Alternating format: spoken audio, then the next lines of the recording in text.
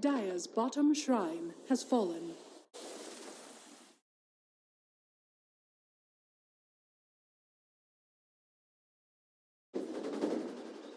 Dire's bottom tower is under attack.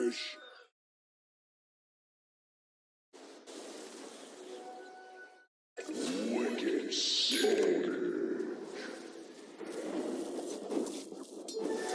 Mysterious force.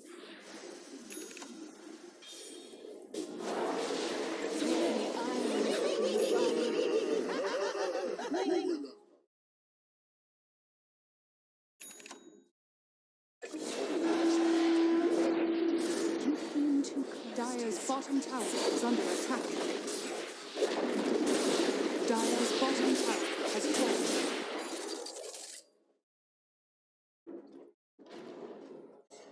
Dire's bottom tower is under attack. Dire's bottom tower has fallen.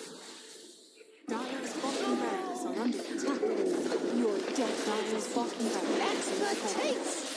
The expert. Dire's bottom barracks has fallen.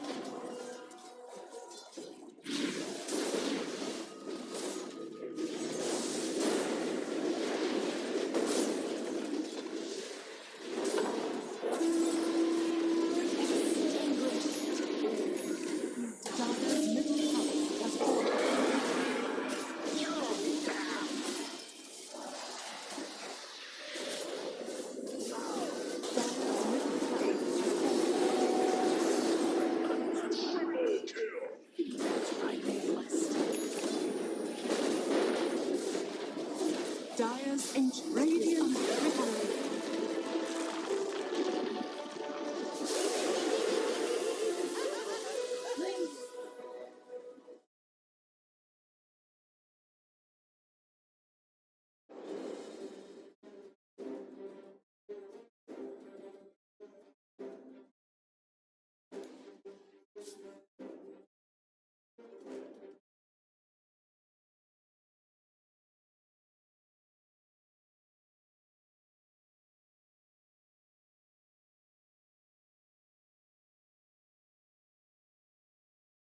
Dire team Virtus Pros turn to ban.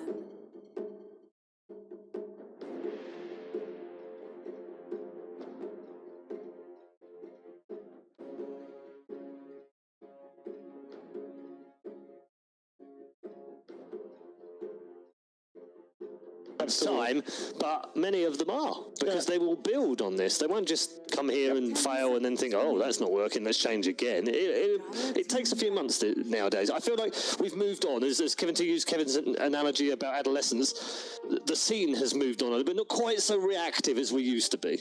I think I'm on board with that for the most part. I tell people this is a very economist-y thing to say, but this is the time of year where I tend to talk about gradient and ceiling more than level. Like, I'm looking at these teams in terms of what they can be, in terms of areas they need to work on, how they're going to get there in terms of being a tier 1 and that's team. great. So where does Virtus Pro sit on your scale? Are they like 60 to 90? Is that their window? I still think this team is a major finals caliber team. Okay. It's just that there's so much more talent. There's so many more potential tier 1 teams out there this year. Okay. Like, I don't know that there's going to be a team secret this season. I don't know there's going to be the kind of regular season dominance that we've seen from Secret last year and VP. Okay, I just want to clarify for Secret fans, there will be a team secret this season, okay? He wasn't saying there won't be a team secret. First phase, Blood Seeker and Oracle. Interesting. We saw in the last game. Last night. It wasn't first phase. It was both second phase, I believe. Yep. I mean, I agree. Naho said I'm excited to see the reshuffle this season, probably more than I have in the last 2 or 3 years. For sure. Just because there has been a lot of tier 1 teams splitting up a little bit and reforming. It's cool to see that. But I am also a little bit disillusioned by winner variety, not just because of OG, like ignoring OG winning TI twice. The majors are like the same 5 or 6 teams win consistently. So in that sense, I kind of disagree. I feel like, yes, it seems like there's potential, but just back of my mind is saying, like, isn't this the season that's going to change, though, Kevin? I think I mean, when you still have Secret, you still have OG. X-Liquid, you still have OG. If those guys are still on the scene, what's not to say that they're just going to be more reliable than the But again, you know, a lot of those teams are taking a break here in the first part of the season. Didn't matter last year. Well, but look at last year, right? We know top 6 at a major is going to get you to TI. Yeah. So this is a real opportunity for these teams playing in the first major this season. I'm not saying that they're not going to get to TI. I'm just saying, like, I don't see them, like, slamming wins down consistently. No, I hear what you're saying. I think I agree with your points. I think we're on the same page more or less. Yeah, we're all agreeing with each other because we're agreeable people. Yes. Well, this is both teams really going with what has worked for them in the recent past. This is an adjustment that we saw from Beast Coast in just the last game, going with this combo, as Paul said, in the second phase rather than the first. But this Keeper of the Light has also been kind of a get-right hero for Virtus Pro in the last couple of series. We've seen him in both of their series today. He's looked very stable in their hands, and this is a hero that just, you know, Blinding Light is such a viable early game spell now. It is, yeah, and I think the nicest thing about the hero is still how strong his ultimate is for team fights. It's extremely disruptive. It's not going to be the easiest if you're playing against a Bloodseeker, but if you know that the enemy's carry isn't going to be something like a Juggernaut, your ulti is going to have mass impact, and then the other aspects of your toolkit, like semi-weak ganking, is not going to be a big deal. Can I raise one thing? Yeah, Yes. Just in relation to Beast Coast, because they're South American, because they've been batshit crazy drafting throughout the qualifiers with some really nut stuff down there. That Oracle, does it telegraph a late Huskar pick? Did Virtus Pro need to think about that? No, I think if I'm Virtus Pro right now, I'm looking at this and going, we just beat a 9th pick Bloodseeker behind an Epikid PL. Okay. And I'm looking at this and going, there's no reason why we can't go the Phantom Lancer again. Okay. Yeah, and a PL would hard counter a Huskar as well, so that would maybe be a less reason to But do. they need to keep it in mind.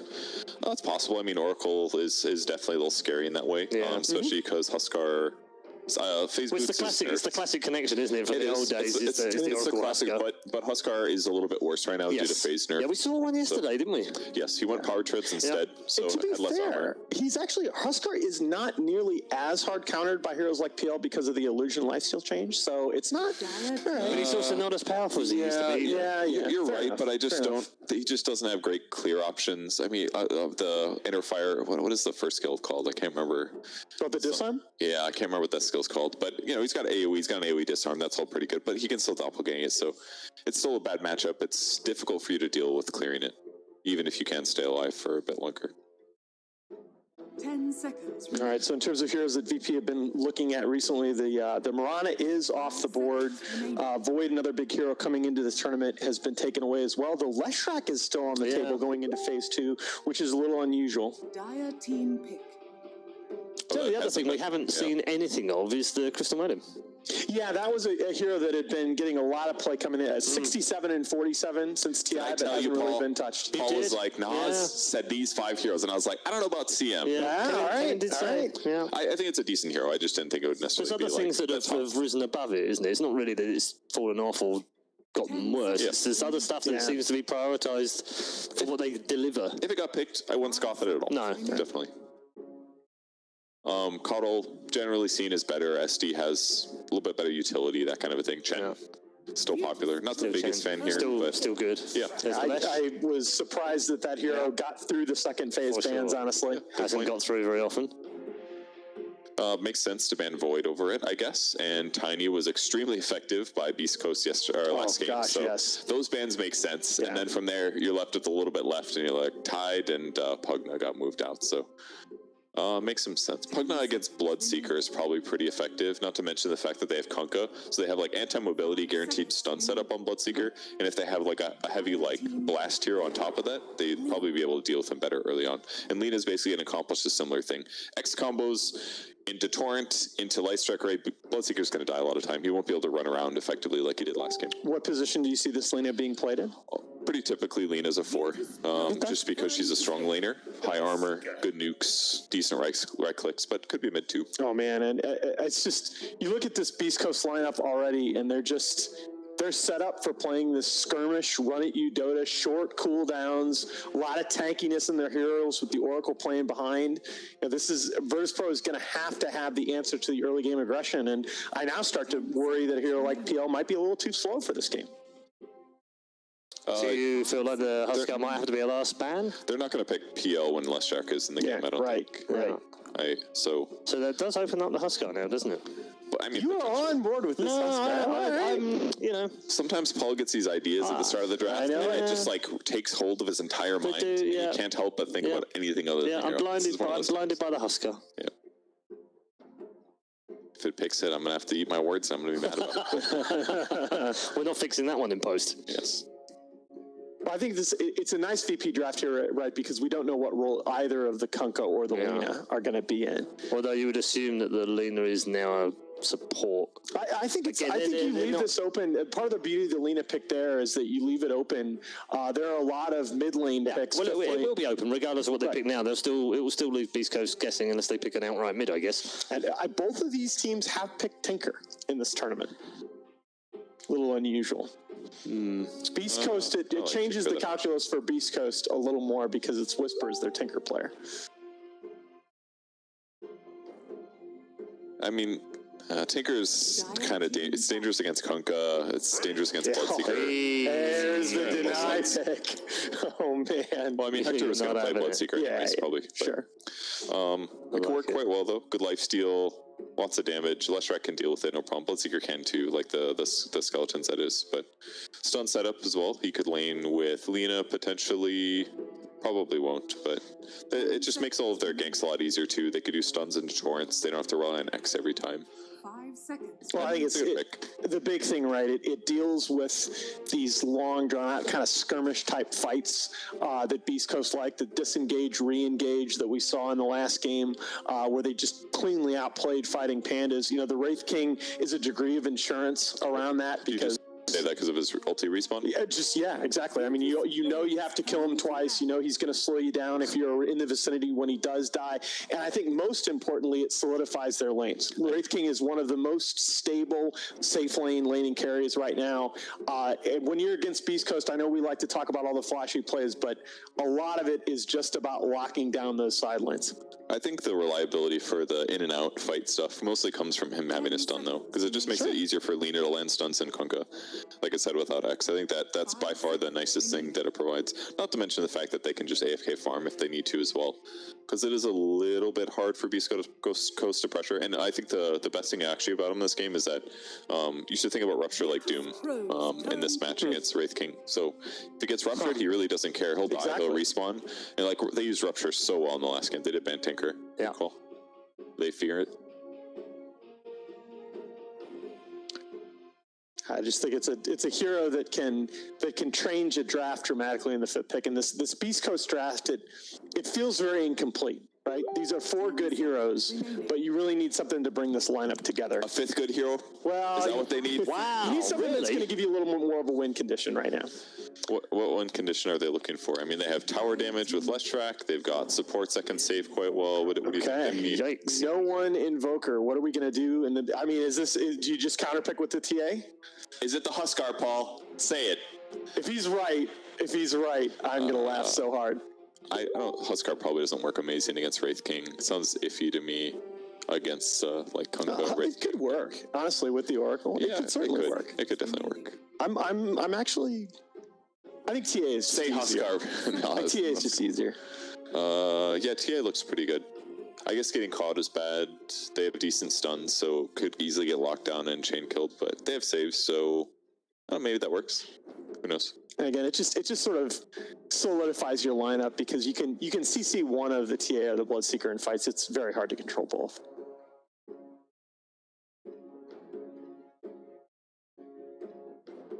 What lane are they looking for? I guess it could be either. Leshak could be 3 or it could be 2. Yeah, that's true. So they're flexible. It could be you could get something like a Centaur here for utility and tankiness. And VP could be flexible too. It could be Invoker mid. It could be 4 Invoker too. So you want to bump in? Yeah, they could swap them between 2 and 4. Sure. Both of those 2 heroes. So that's kind of why I like the TA pick though. It lanes well against both the Lina and the Invoker. So regardless of who you want mid. It does make it a lot easier for them to kill Wraith King with the extra minus armor. That would certainly help a lot. It's like a hero that doesn't care too much about reincarnation, because it's like melt cooldown is low. That's really your burst damage anyways. Yep. It's just a Chris like Luck the idea. signature. I mean, I guess we could talk about a Chris Luck Brood, but there's a TA. That's the easy pick. I think you look at how much Beast Coast is able to get out of these aggressive, mid-game focused, easy to execute lineups. This is a very easy to execute lineup. All 5 heroes have these predefined roles. You know what kind of fights they want to take. I think VP have a much better shot at dealing with it, but I actually really like this Beast Coast draft. Yeah, me too. I especially am just a big fan of how Whisper plays like support-ish type heroes as a 3. Those heroes are typically good as supports because they're good at trading already, and then when you put it as a 3, you're adding more farm on top of that, and they can kind of become a pseudo 2 pretty easily, especially if they have a good lane. So whether it's a Silencer or a who do you play last game? The A. I think it's a cool and creative way to get more out of your dual lanes. I'm such a fan of that point. I think that guy gets way too little credit for what he does on this team. Yeah. Hey, if they just stay consistent as a team for even halfway through the DPC season, I think it'll be seen as a major success for the South American scene, considering best placement at TI and sticking around. It feels like they always disband immediately after they have good TI runs consistently in that region. So I'm excited to see him stick around and maybe win this game. We'll see. Maybe win this game indeed. Maybe put another marker on the board for South American Dota, which has been improving time after those early days of being absolutely beaten all over the place. Now they are back. They're also back today after a terrible first day, having a much better second day. Can it continue? Let's find out in game number 1 of the second series with our commentary team of Toby, One and Kyle.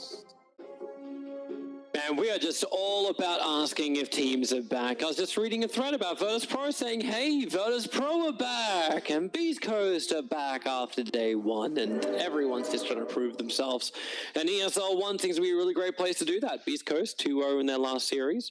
Virtus Pro, I believe they 1-1, so things bouncing back around. Yep. So let's see how both teams go in their last series of the Virtus Pro, but really, I'd never count out Beast Coast, especially if they feel comfortable on their heroes. And we're back again with the Bloodseeker. The Bloodseeker is up. They're back.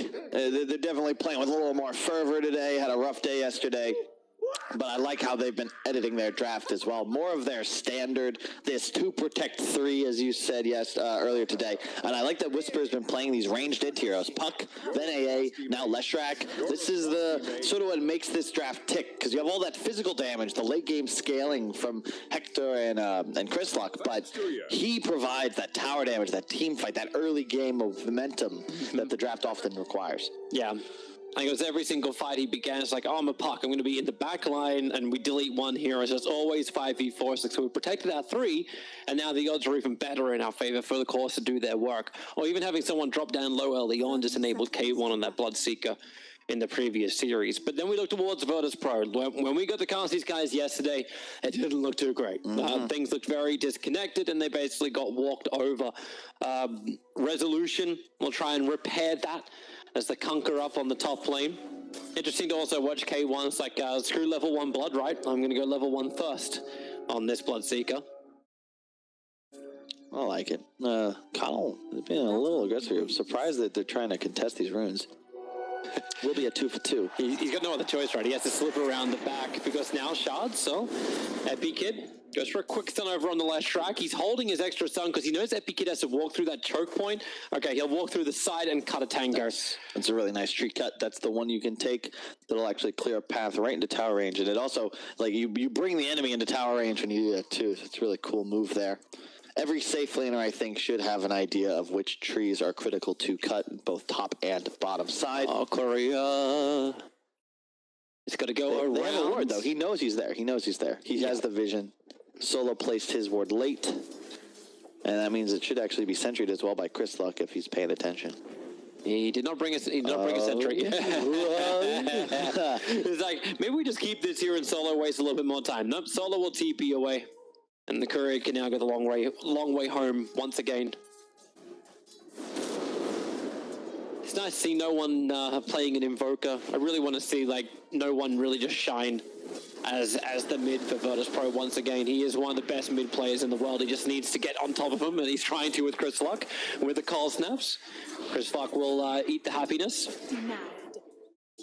He got a lot of CS there as he was taking so much damage. Really well done by him. No one is actually doing quite well middle. He loves this Quaswex Invoker versus TA matchup.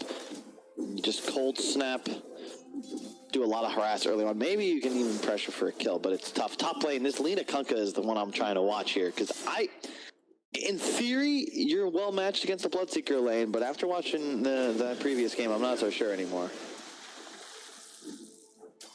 Just feels a little rough for Stinger. He's copying most of the harassment from Save. Like, that's why K1's moving forward. Like, please hit me. I want to try and get my, the damage in. I'll get my life back. Resolution's really low.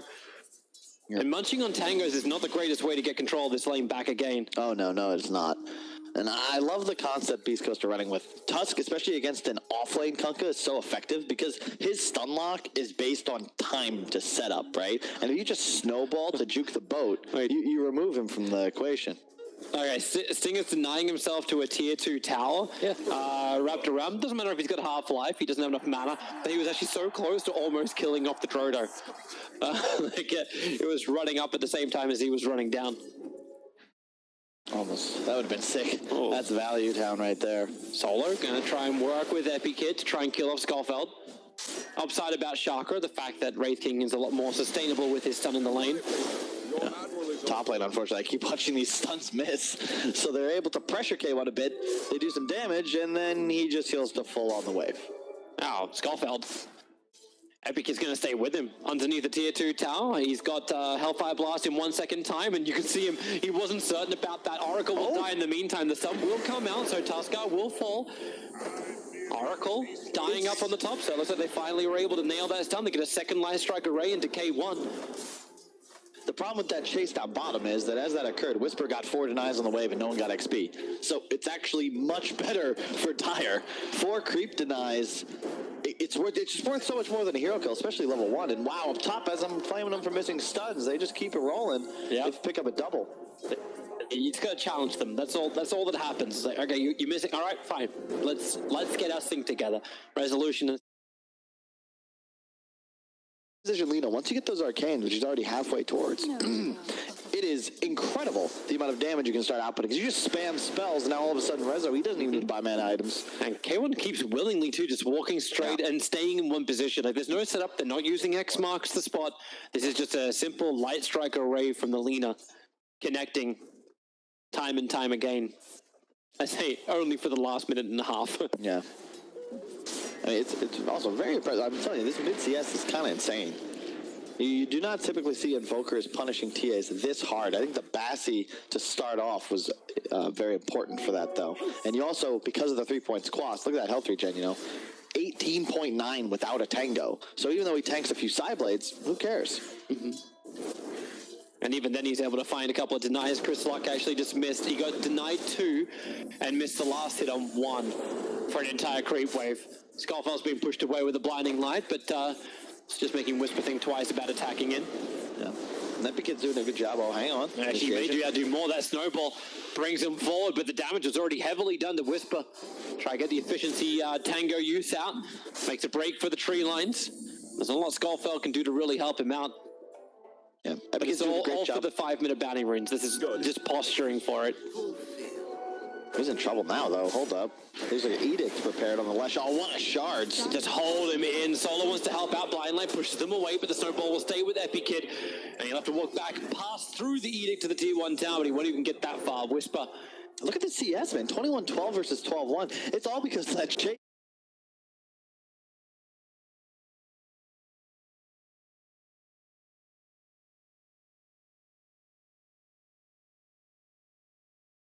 Side lane. And there's nothing K1 can do about it. He's not enough intimidation factor just yet. But yeah, the CS is definitely looking good. And top three net worth. So number 1 belongs to the Invoker, but Lashrak and TA are right there in 2nd and 3rd. And this is definitely looking good thus far for Beast Coast, because you gotta also keep in mind, Wraith King's one of those carry heroes. He needs time to come online. Midas, Radiance, Bloodseeker, Lesh TA, like these are heroes that are gonna hit 15, 20 minutes, and they are all in. We saw them play last series. You know the style. Once they get the ball rolling, it doesn't stop.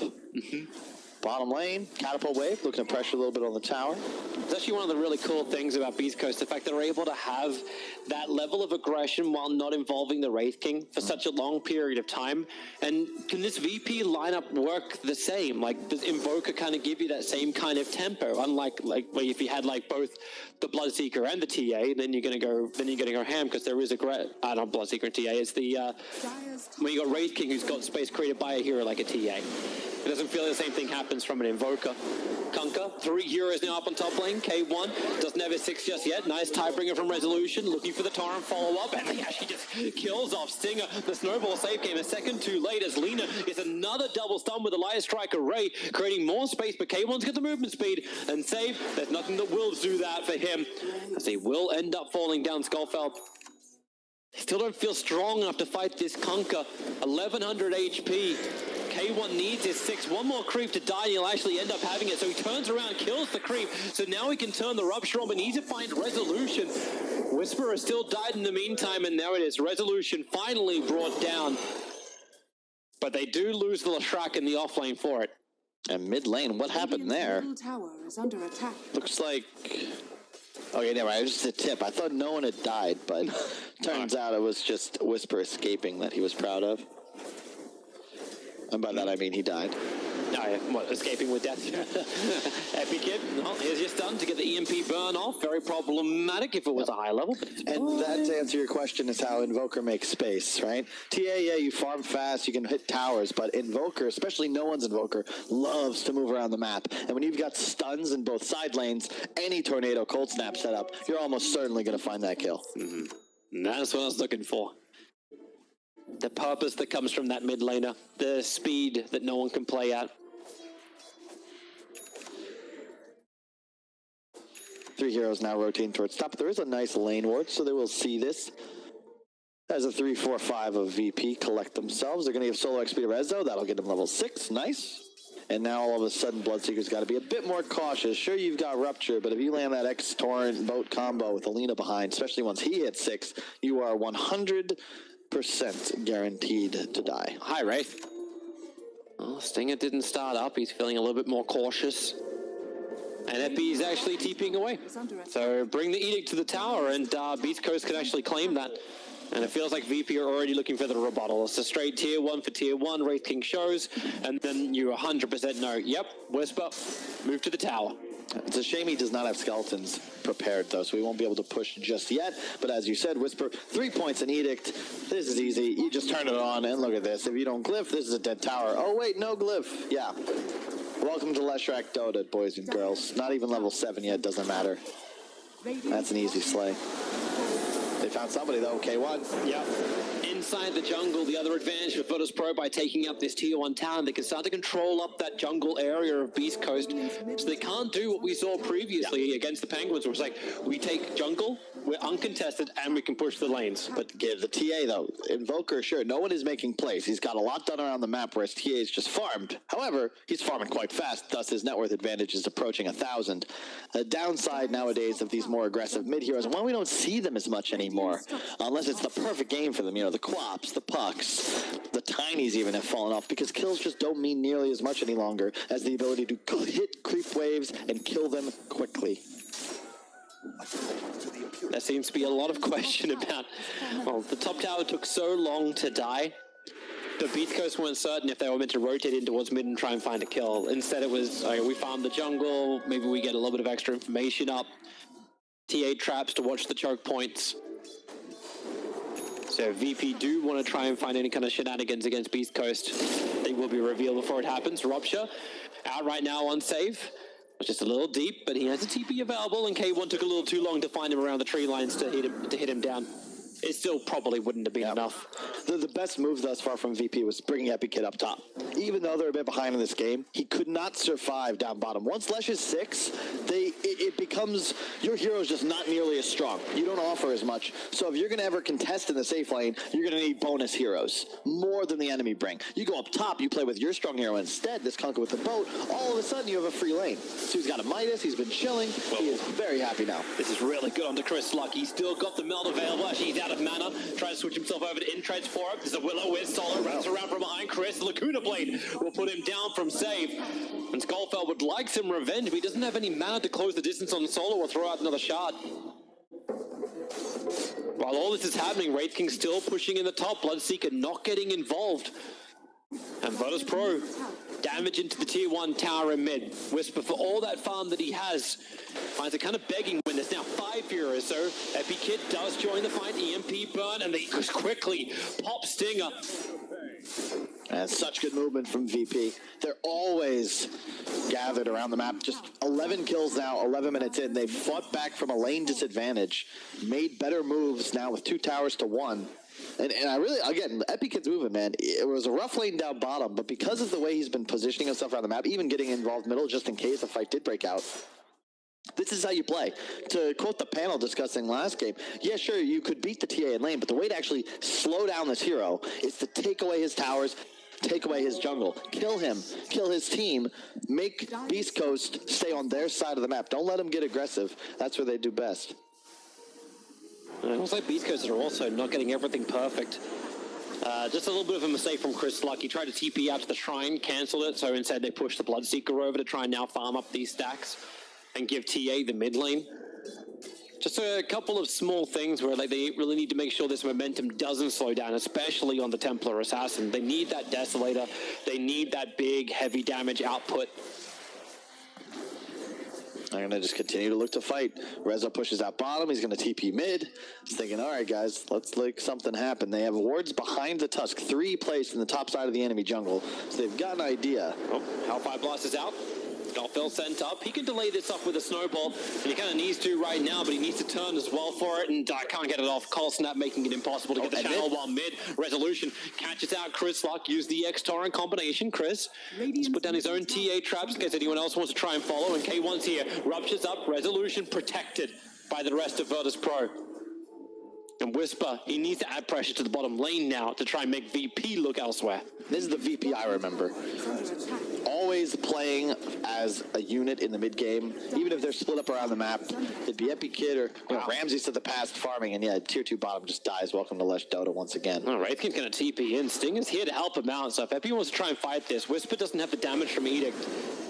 Stinger will try and control him while his own battle resolution so low on life. 200 HP. Chris Luck went on him, but that now buffs up the Bloodseeker so he can chase after no one in the mid. Then Laguna him down. K1 not feeling too good about this, but he's still got that high movement speed, turning his attention towards Solo. But the Light Striker from safe. They just continue time and time again, creating space. Not enough for Solo to survive, but no one puts down the ice wall, keeps everyone nice and slow, buying time for Epi and Resolution to now come in towards the mid. The split earth dodged out by no one, trying to regenerate up on the hill, won't happen. Stinger finds the kill, but another great 2-man torrent. Epi, he can't get enough damage out, but the snowball, here we go. We're all rolling ourselves over towards the Conquer, but 3-man Light Strike Array. Save is doing the work. Stinger will save himself as well with the Purifying Flames and the heal into Tusker. Look at the force punch, but another 3-man stun. Beast Ghost, together we dive, together we stun, and together we die. Skullfeld under the tier 1 tower. Chris Luck still trying to bow this one out, looking for the kill over on safe, but K1 now he'll join the fight. A double kill for Epi, but the Bloodseeker is all over the mid lane. A triple kill for K1. 3 kills in 3 seconds,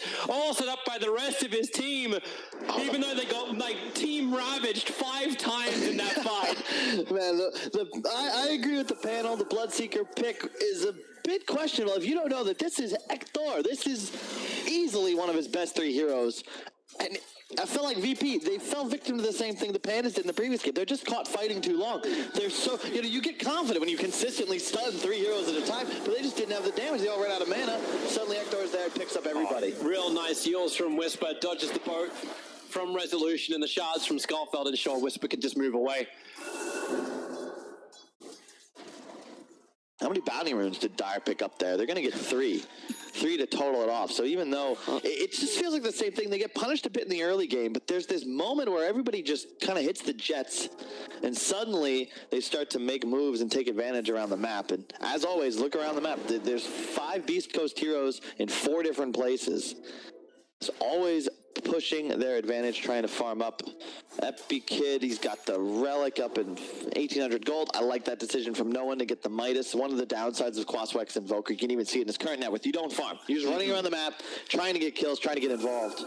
You need some method of ensuring you'll continue to scale into the late game. It just feels a little late, though, when you get it 16 minutes into the game, but he had no other choice. He needed the earn, he needed fighting items. It's the XP as well, right? I mean, Invoker, it's all about at level 25, level 20, even the Cataclysm. Radiant's boss. That's probably my favorite spell in Dota. It's lack of kills. He's got 7 assists, though, like Virtus Pro, everyone together. But they keep sharing the experience out. Stinger, Invis Rune, that's a good way to check out where Resolution is. But Radiant scan up. They did see that rune get picked up by the Obs and Sentry. The attack to the tier 1 tower. K1 again is on the opposite side of the field. Same thing for Epi Kid though. He's trying to build up. Nice light strike array onto Lashrak, but the Oracle of Stinger sitting behind Whisper to ensure all that life is regenerated, but no one's also looking for his own space on bottom. There's your experience gain. But TA can just solo this mid-tier 1 tower. They already have to use fortification to slow it down, and they TP'd in the Lina. Thanks to this pressure, he'll look for the stun and control, and won't happen. Chris Luck still gets the last hit on the tier 1 tower.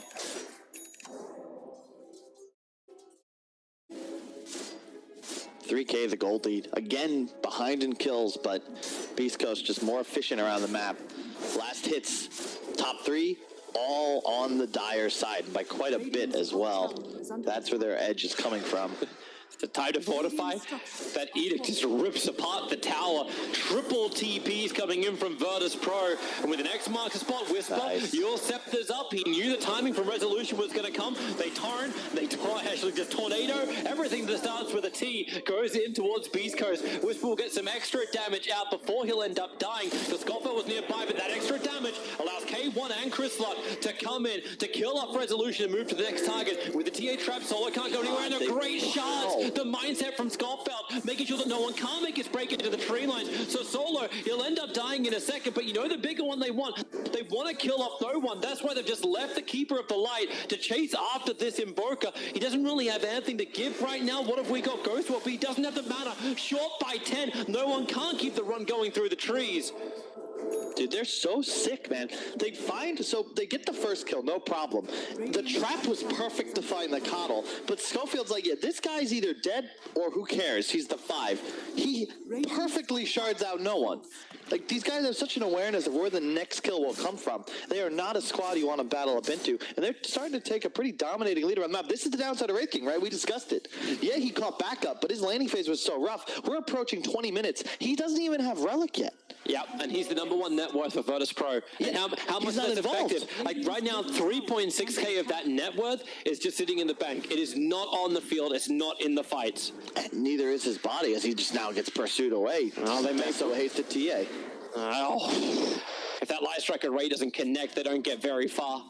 And even Solo, a little too close. The TA trap will slow him down, and Chris Luck, damn, he moves fast. And the issue is, by the time you get that Radiance, there's going to be a BKB on the Bloodseeker. There might very well be a BKB on the TA. He's only 1,700 gold away. What does that item even do? Your survivability isn't going to increase. You're just a wet noodle. And you've got a lot of regeneration coming in from Beast Coast too, because they're getting the mech build over on the Shrek Skullfeld. Oh, that's problematic. He's still got a couple of stick charges, but doesn't want to use it. Got an earn on him for the moment.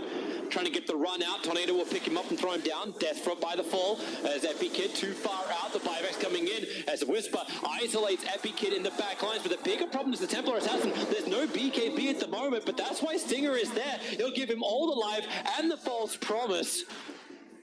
Wraith King is just leaving to pick up the 20-minute bounty runes. I don't want anything to do with this at all. He is not a real Dota hero, but they did force a buyback on the Tusk. They got a couple kills. Great job from Save thus far this game. He's 8-3-6, but he has hit so many stuns. Now with the Aether Lens, they are coming from miles away. He's in an excellent job trying to just protect his course, because his positioning is so key here. You get blinked on by TA as a hard support, like, you're just dead. You're dead in 2 hits. And there's no real save, unfortunately. Radiant I don't know if that's intentional. Stinger just walks up next to the arcane rune on the bottom river. Whisper's got 2 charges in a bottle and probably wants the arcane. He's like, I think this belongs to me. You could say that again, considering it is, of course, a Leshrac. Probably the best hero in Dota to have an arcane rune. So perhaps, I don't know, an Ag Zeus or something. It's like if that's just the vibes at a beat, it's like, yeah, guys, like I think we're having some fun. You don't need this. You're not going to use this anyway. But the mech has arrived for the Lesh. Yep, really like that. So much sustain as well. Like the armor's going through the roof, and it's that burst heal for everybody else. Yeah, where's the physical damage going to come from VP? Right, the Radiant's mostly magic damage at this point. The entire draft, in effect. Just pure magic, and you have 2 BKBs now on the big course from Beast Coast. And what time is it? It's time to go. You just run forwards. It's not Dondo time. Here comes Whisper. Just wants to get a Yule Scepter. There's your blink forward from Chris, finding Epi Kid in the trees. Able to actually connect and silence up the Raid King. And with the Will-O-Wisp clears up the tree lines. Epi was hiding inside of that one, so K1 can move over. They kill up the Raid King, and he didn't actually have reincarnation. It was on cooldown for 5 more seconds when he died. And now he's dead for 40 seconds. No buyback available. What the hell do you do to stop Ecto right now? Like, K1 is unstoppable. He is too fast, too strong, and his team, if you just get Rupture off, if you get a stun off, somebody's dead. You can only ditch. Well, I know there's no BKB on the Bloodseeker, so maybe that's how you do it. Save. He's not looking for anything. They have no Wraith King. And in fact, Chris is just going straight for Roshan. He's got his own 10-second BKB that's just flowing in. The Sunstrike will scout out, so at least Virtus Pro are aware. But what do you do even if you are aware? What do you do to kill the Oracle as well? The big issue with VP, they don't have direct initiation. Look at this. Like, Roshan's almost dead, and Beast goes, it's like, Ed, you've got this right, Chris. Like, we don't need to be here. There's a Keeper of the Light who's ready to be dead. Yep. You got a Pipe Medallion on the Kunkka. Your Wraith King does have a Blink queued up, which he's going to need, but he also has to get a BKB at some point. You need to kill the Oracle, but I'm just not quite sure how to do it when you consider there's a TA, a Bloodseeker, and a Tusk all in between you and the target you really have to take out if you actually want to threaten a core at some point in a fight. No one's doing what he can to finish up his Ags. 500 gold away. That will be a nice turnaround, but just level 15 at the moment. Only 2 points in Exort. It's not as if his damage output right now is incredibly high. And Beast Coast, this is when it gets a little spooky. Halloween's not quite here yet, but Beast Coast, they might be arriving any moment inside of your base. Yeah, they'll clean up the outside first. The tier 2 tower in mid falls, removing the last remaining outer defense of Virtus Pro. No one's still trying to battle on this bottom lane just to get that last 300 gold you were talking about. But you see Skullfeld moving over. K1's ready to fight. He's got a fresh mana style, looking to go. And he feels it. He's like, something's in the trees. No one drops the meatball, begins the run, Resolution, Skullfeld, the shards, it goes straight through Resolution, and he will get the snowball off, but no other world control until the Walrus Punch, waiting it, and here we go. Rupture up, Resolution, it's like, well, come and play in my shipyard. Nope, that's not going to help me. Hold him. I kind of want to see him. What is he doing? Skullfeld, stop it, stop it, stop it, stop it. I mean, the first cancel made sense. He's like, oh, we don't have any TP cancels, so I got to make sure I can serve mine. The next 64, though, probably not necessary, but it does serve to intimidate your enemy, which is an integral part of any strategy-based warfare. Oh. Mindset griefing. And door is down. They're going to go straight in. Yep, they recognize as soon as that mid-wave passes that little flag on the ground. No glyph. That means tier 3 is going to go to at least half HP. Possibly it's even just dead. Where's TA? TA's up top just distracting people with the Aegis. Yep. They're on your base. And Invoker's taking too long to get back down here. They'll take melee. K1's looking for someone to come close, and they bought time for Rupture to come off cooldown, so no one. He'll be the first one to be ruptured up. Skullfeld's like, well, can I do something with this? Shards, try and block him around. He'll snowball, actually dodge both the Wraithfire Blast and the Torrent, coming over towards the Invoker, toss him up with a kick, and that actually gives some extra damage in, but it's still the death of Skullfeld. They haven't finished the melee racks. K1's working pretty hard at it. Now he'll burn the BKB, and maybe it's time to fight. Epi Kid, very low on life, but they've already found the extra kill. Stinger being dropped, but K1's the big one. He's going ham. him in the back lines. Needs to keep running away, however. The Metastar dodges the Ray Fire Blast. He'll get back up the hill and away to safety. The same cannot be said for Lashrak, however. Whisper up in the air, but then K1, it's a re-engage. Jumping in the back lines, right on top of the Lina. Another defensive Yosef, the Whisper, with the deafening blast, being pushed back around. No one can finally kill him up, but no one so low. K1, he's disarmed. He can't attack. Now he finally can. Get back into it. 2, 3, 4 attacks to kill off no one. Then he turns attention towards the Conquer. How much damage does he do? He stops to deny creeps as opposed to hitting the hero. Meanwhile, there's a TA on your top rack. He's going to take out the range. Now working on the melee. Takes out Epicin. Oh my god, he's going to kill him. No, like this. GG, yeah, get the hell out of here. VP just got worked. It's 22-20. I don't care if they're down in kills. Beast Coast is miles ahead in style. Holy shit. I thought Hector was like playing in the Matrix. You see that juke on the Lina stun? Like, he runs through the animation almost.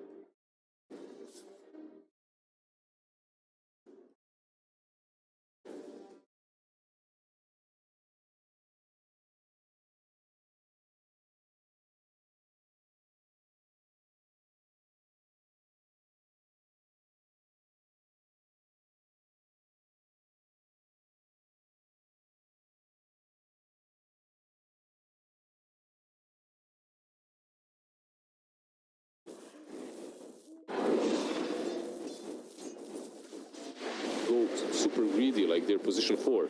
Like into Aghanim's, it's all fine and dandy, but first you aren't right-clicking at all.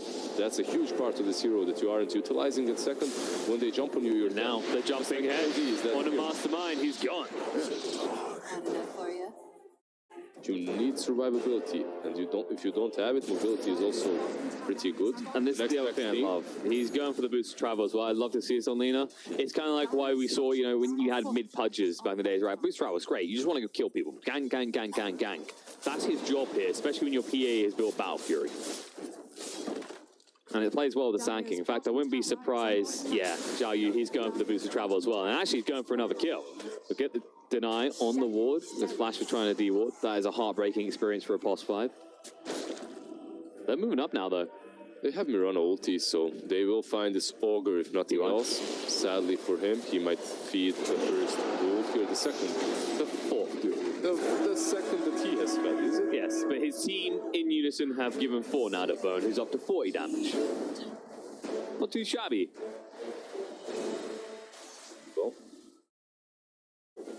And this is the type of game where a Legion can get ridiculously strong, right? Like, you have a lot of glass cannons on the side of Vici.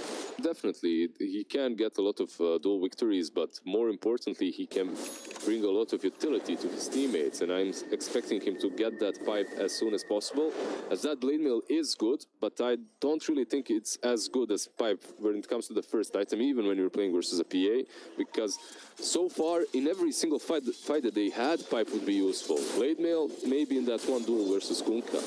Besides that, not really the biggest thing, but the build-up does help you versus PA in the laning stage. The comparative is these off-laners that used to rush Blink first, right? Like with Tidehunter is a perfect example. We go Blink first, and then players are like, man, if I do this, and it's harder for Tide because Ravage has such a big cooldown, be like, I have to keep making plays. Like, I have to justify this Blink pickup. It's the same with Blade Mail here. If you go with Blade Mail, you need to find every opportunity you can, every path to use it, and then find opportunities, but Rage to get Frost out. This time around, he manages to rage. His Ogre just wasn't quick enough to follow up Sand King's initiation. That could have been one dead Nikes once again. He learned his lessons, but they look at this different ways. Actually, Vici's moved towards the bot lane. They know that Euros was just up here, and he may hang around a bit too long. It might bite him in the butt. Yeah, he's maybe thinking about the bounty runes too. And because of those bounty runes, he's not going anywhere away from those rules, from those trees. As you can see, Radiant is all around the bottom bounties. And if your team has taken the bottom two, that means they're around the top two, so you just fall back, you play it safe. I like the arrow from Cube as well, because there is a chance that after the PA goes there, he just TPs back to the triangle, right? Because it is a popular move for carries. But nicely read on the side of Vici by Euros to not get caught out. The problem is they are in the pit and they are taking Rush. And they're doing it very, very quickly too. DD Bone. Italian, DD. Tombstone has been committed too. They're not messing around. Touch this. Flash is going to waste their time, activates the Flesh Golem, but they haven't even got the damage to kill him off right now. They're still moving in a little bit too late. X, they get it. Torrent, Flash. They will get him, but the egg has been claimed, and that is a happy sacrifice for Flash to be made. They move back with that Aegis, and they can fight again after the Undying is up and living. Well, unliving, undying. Arrow mid lane. Never truly dying. Yeah, nap time for Kunkka. Who is that? Spirit? That might be the Spirit Vessel recipe. Yeah, he's got a complete. Jump in, kill straight away. Cube's gone. Sayonara. Once again, you dream of a world where Bone had a pipe complete. Could maybe have saved poor little Mirana's life. The food will help him survive, but not his teammates, so it's alright, but not great. Top lane Mastermind is thinking about going on to the PA. He does have that Force Staff to work with, and he needs +1. Moves out instead. Yes. Lina has travels, so it's much easier for them to counter you than it is for you to get back up on that action. But soon he'll have a BKB on the OD, and that is going to be party time. Two heroes of Magic Immunity, and Bone tanky enough that you don't have to worry about him disappearing. They might try and make Zhao Yu disappear, though. He has got the blink phase seconds. Dust reveal. Cube sends the arrow. Perfectly placed. Sand King trapped in. No escape, no life. Easy kill. They don't really have a lot to work with, but Cube is making that just enough for them as he connects with these arrows. Sand King tries to go for that play, tries to go for that run through the trees, but Arrow loves those clutch little pattings as it's able to connect easily. They do have two travels now, one on Sand King, one on Lina, and it's much easier for them to find these pickoffs. Mastermind, yours jumped on him. They were trying for some cheeky crit plays there with the X from the Kunkka. Not a bad idea, although you have to be careful because it can actually get punished. The Astral have been used. This PA can just blow you up in seconds, Desolator and Battlefield. Oh, you're scouting out with the X. Let's go. Going again. Tombstone gets dropped down. Bo2 gets the 0-1 ult to chase in, and Frost does go for the kill on the DY. With the Rage active, we'll be able to get rid of the Ogre. One more tap as Eden, he will find it. Flash doesn't get stunned, so there's no rebuttal kill. That should be the tier 1. Arrow. Arrow does not connect. Away. Not enough zombies. The tower is claimed. Now, are they going to hang around? The Moonlight Shadow Frost chasing it. He sees the opportunity to Ori. Shadow Blade and run away. They can't get close enough. The dust is too late. X or Flash. You know what happens next. But there's an Astral save this time. Mastermind says, no, you died enough for the cause. Frost, they're moving now into PYW. They need to be careful. The Ghost Ship buff is running out soon. And Zhao Yu just dodging them out as they already used the dust. Start out on the Mastermind, jumping right now. Torrent on the 2 as well. The Spirit Vessel brings it down. Duel comes out too late. Now, Legion trying to duel up with his Blade Mail. It's not going to be good enough. They will get it at the end. They do get the win. They couldn't stop it. And Zhao Yu, the triple stun, looks nice for a moment. Flash goes down to Ori, and that's the Ori show. Can he kill anyone, though? No mana left. Torrent does touch. Frost. First life might be expended, but the Frenzy attack means he can fight back. And PYW, he's just healing him up. He's a walking mechanism right now. Stuns out to Bo2, trying to move away. Oh, well, nods won't get him away, though. And Zhao Yu, it's time to kite. Frost says, okay, time to leave. I got no reinforcements here. No rate for 5 seconds, so the Aegis will be expended. There's no mana on the Lina, so they won't be able to follow this up with a couple of extra stuns. He has that Rage and insta TP. Maybe if Lina had mana for LSA, They could have taken the Nikes once again, but it's very unlikely. They just don't have the damage. And Frost won't hang around because, you know, while Lena is a high priority kill, you can't reach her, and you're worth so much gold right now, it's not worth a gamble of a kill. Exactly. Overall, that team fight was pretty good for Viking GG, even though they do lose the OD instantly and the Aegis afterwards. They did take down the PA in the dual damage, and that's what shows them the path towards these next team fights and how they should take them. All of these next team fights, perhaps the best way around it is to just do all the PA as long as possible and just kill her off.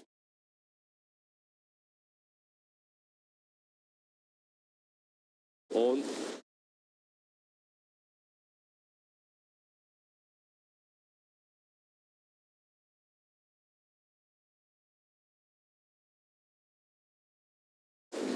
Meanwhile, Kunko, who has that Spirit Vessel, we saw how valuable that was. He is going to go towards a little bit of minus armor next. The Medallion is the next priority for him. He will be the buffer alongside the Ogre Magi. And This should make my life. never should underestimate a hero like PA when you have both the Bloodlust and the Solar Crest. But you do have to be careful in this type of game because that makes it easier for you to kill yourself in a blade mail. They don't truly have a lot of save. That's a problem for Vici Gaming, besides that ROM, right? That ROM is amazing. That's why Kunka is so highly contested right now. But if you're a PA, all it takes is one crit late game, right? So the boat rum doesn't even reach you in time. It is a scary, scary game. You saw what happened to OD in that last fight as well. Yep. They just blew him up before he was able to do anything. So it's on Vici Gaming to just see when Viking GG are just slightly out of position and then they have to strike. And they're really good at that. They're really experienced too. That's what they will be trying to accomplish. Maybe get some more dual wins on Bone. I wonder if he's going to buy the Blink first before completing the pipe. Because you are at a stage where either one has big benefits here. There it is, the Blink.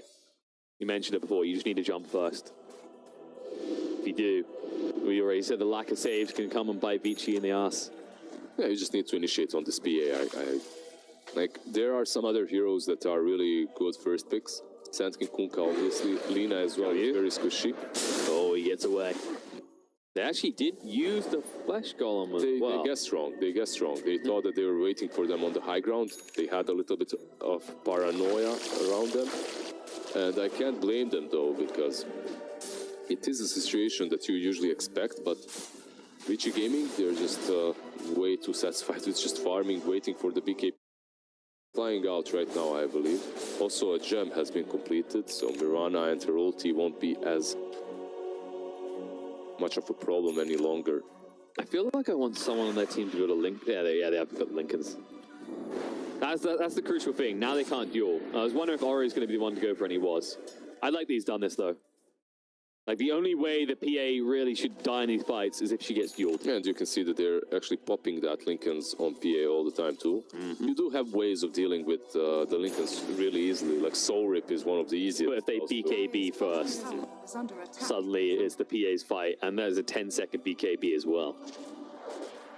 Vikings, they are waiting with an FS bomb. They're like, someone has surely got to come to this creep wave, because Roche could be up in a minute. There's no way that Vici stays away from this pit for much longer. It's just a...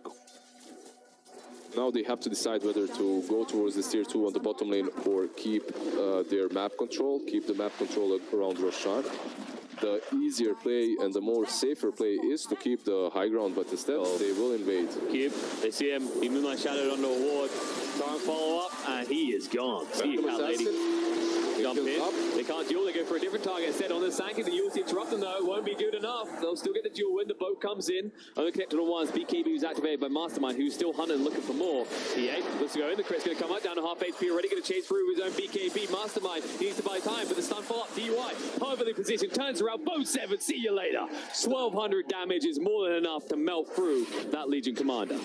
X? Oh, the X? No, it's no, PA. They hit on PA. Yeah, messed up a little bit, but overall, by Vici Gaming, this is how they have to play. Force the BKBs, run away after the BKBs are done, turn and fight. And that's exactly what happened to poor old OD. Also, I have to commend Kunka and Ogre the way they timed their stuns. Legion Commander was following PA and OD in order to save OD from the PA, but they both got stunned at the same time.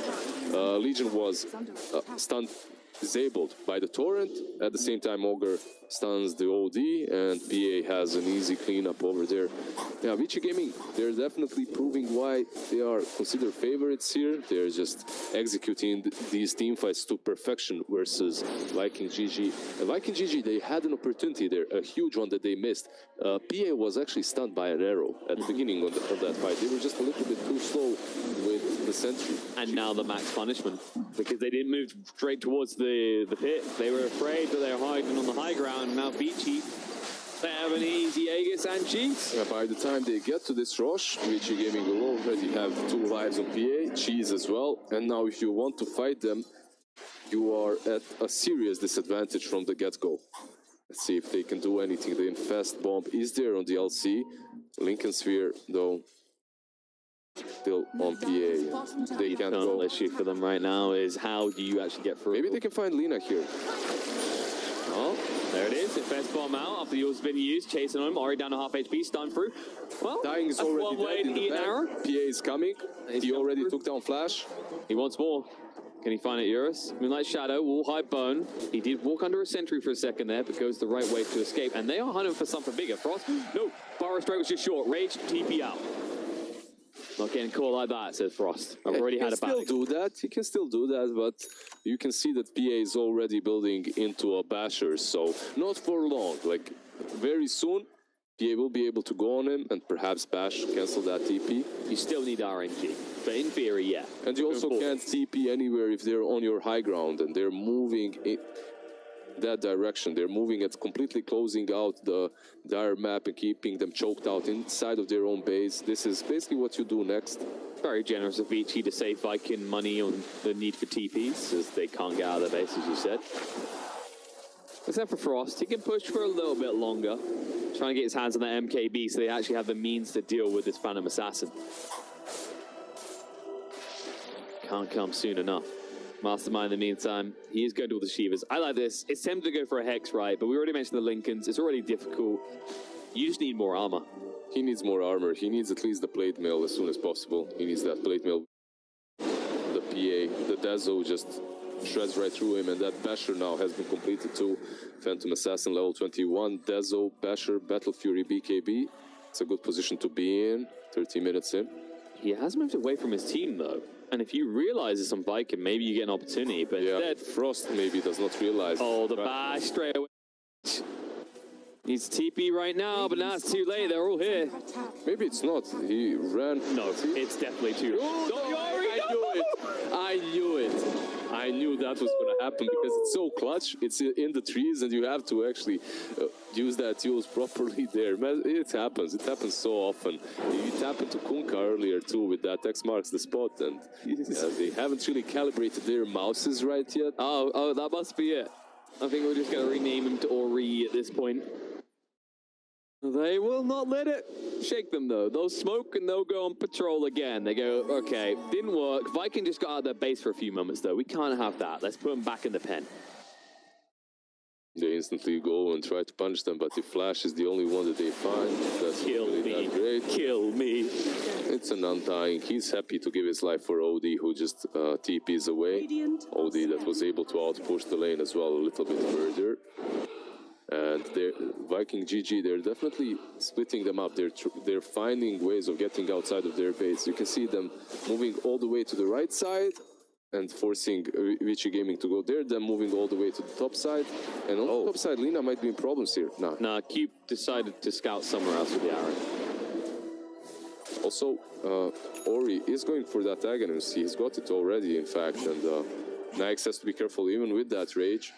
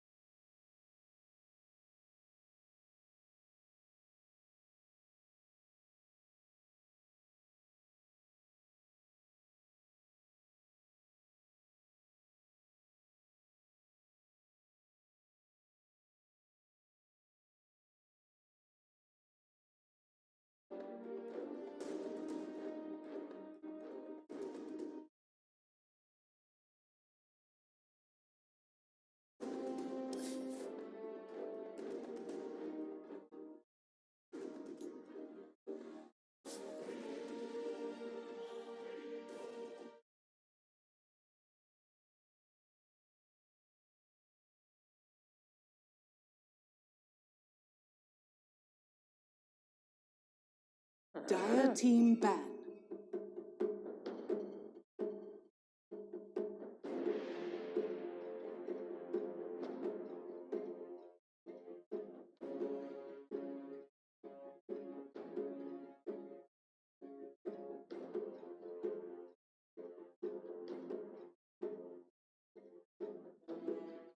Seconds remaining.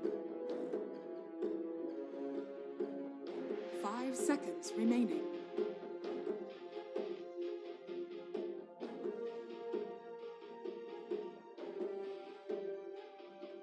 Virtus Pro's turn to ban. Dire team ban. Boy, is that a good pick. Void ban was pretty obvious. Second phase, it somehow got through the first phase and through the first set of picks as well. No one took it. It was a fairly obvious second phase ban, I guess. Jaro on the other side. It's kind of interesting that Beast Coast, look at the 3 heroes they banned. All heroes that allow for easier turns. That has been there. Heals and shields to prevent one guy or multiple guys from dying as they initiate in the fight. And removing that is going to mean that it's easier for them to make decisions about when they can for sure get kills if they don't have to worry about heals other than one. That has been their opening 3 bans in all 4 games today, and agree with what Kevin said, and I'll add that Chen is a hero in particular. If I am Beast Coast with that playstyle that I do not want to play against, it's a hero that can sort of alleviate the pressure in multiple lanes that they like to bring from the early teens on the clock. Get rid of stuff that stops you running at them and killing stuff. Yeah. And also this game for VP, the less track pick, I'm more excited about it than than Kunkka. In the last game, Rezo went, I think, I don't know, phase drum or something, but they got a pipe, which I think, considering the circumstances, may be the right pickup, but less track just gives you so much more as a 3, because you get to take the tower a lot easier. It's like, okay, you can do gank setups and stuff, and that's really useful, but all things considered, less track is just more versatile as a hero in a 3 position, so I think it's a solid pick here. Yeah, it doesn't have to be there either. It could be mid. I think that's a very good point. When you looked at Rezo, I checked the game logs. There was only one boat where he got more than one allied hero with Rum. Oh. So, and it was the very first one that he cast to the game. And that's something that Beast Coast will do to you. They're not going to let you take these structured 5v5 engagements on your own terms. They're going to make you take these 2v2, 3v3 skirmishes, which turn into 5v5s with their heroes coming and joining. And it gives a lot of trouble to these heroes like Kunkka that need to get value out of one particular spell. And Coddle as well, similar principle. Coddle's great against big 5-man lineups when you do these team fight engagements, but not as good when you have to rotate and show up later. Last bans, Lifestealer in the run, and then they get a Silencer pick. So maybe Silencer is a 3 instead. I'm sorry, this is a VP draft, not Beast Coast. So probably the 5. Usually the 5 in Solo's hands, He's the big silencer player on the team, or has been in the past, don't know now, because of course they've got a couple of new boys on the team as well. So Silencer can be a good pick in this case, but if I'm looking at Tiny, it's a little scary to me. I guess it's not going to be Tiny Core, so we won't have a massive level advantage, but typically heroes that don't have stuns, like Shadow Demon or Silencer, I'm worried about them just getting bursted a lot early mid-game, so... and there's the they get the Bloodseeker anyways. And now, again, lack of stuns, Bloodseeker's happy. He's like, you're going to silence me? Oh, no. Gee, no, I'll do that myself. He's just going to run down Silencer consistently, so it's going to make Silencer's game a little bit harder, unless, again, it's just like a Silencer 3. They need to pressure him in lane, I think, and hopefully they're able to do that more effectively with something like an SD Lush. And that might have been why that was their opening, because they were just thinking, like, we want a guaranteed way to blast him in the laning stage, run him down with the Edict to get kills, and make sure that he doesn't get ahead at all. It should make the game a lot harder if that's the case. This is what I was hoping for. So Kevin's last point is exactly where I was going in terms of looking at this draft. I think the big thing that stands out to me in all 3 of Beast Coast's games today is they've drafted themselves very strong side lanes, a very stable lane configuration. And I think this lineup here, you talked about the potential of the SD Lesh in lane as well as some roaming potential. The Silencer, also a 5-position hero that has some damage potential in lane. And then when you stack it all up on top of a Drow steroid, this is a lineup that I think Beast Coast are going to try to bully you in lanes, and you have to have an answer to that. And I think these first 4 picks give VP at least some potential in that direction. You know, after seeing the Drow pick, though, I just can't help but look at Silencer and be like, I mean, Silencer support with Drow is great and all, but, like, imagine a core Silencer with, like, 50 extra attack speed at 10 minutes. with Max Glaives. Like, he's going to hit so stupidly hard if he's a core instead of a support that it almost makes me want him to be a core instead. If they can make it work, I think it would be insane damage output. Do you feel like, though, there's still, to bring this VP draft together, I still think you need some fifth hero that's like a centaur, like tanky, something that can actually frontline for you, because right now you don't really want the Lesh to have to frontline against these four heroes on the board for BC. That's the key to all draw lineups is like, if the lanes go great and you're winning in net worth, it doesn't matter if you don't really have a frontliner as much, because you have net worth advantage, you're the one playing on the enemy side of the map getting ganks off. But if you're losing or even, it can be really scary, especially against a hero like Bloodseeker or Tiny. They're going to run into your face and it's going to be difficult for you to stop them from hitting you. Silencer doesn't do that well. Drow can and cannot sometimes, depending, and SD is a little bit limited too. So they absolutely need some way to like create like a barrier, prevent your opponents from running you down. Something like Mars, Tidehunter, something that has like good area control to make the run at you less scary. Absolutely. Disruptor, kind of similar vein as punishing that run at you thing. Glimpse people back out of position. Don't let them retreat. If you do run at them, which they're definitely going to be able to do between Nyx, Tiny, Bloodseeker, they're going to run at VP, they're going to glimpse one back, they're going to murder that guy, and then they're hopefully going to clean up the rest of the fights. This is actually a rare case where Disruptor is a really good pick. Definitely generally seen as a weak support hero right now.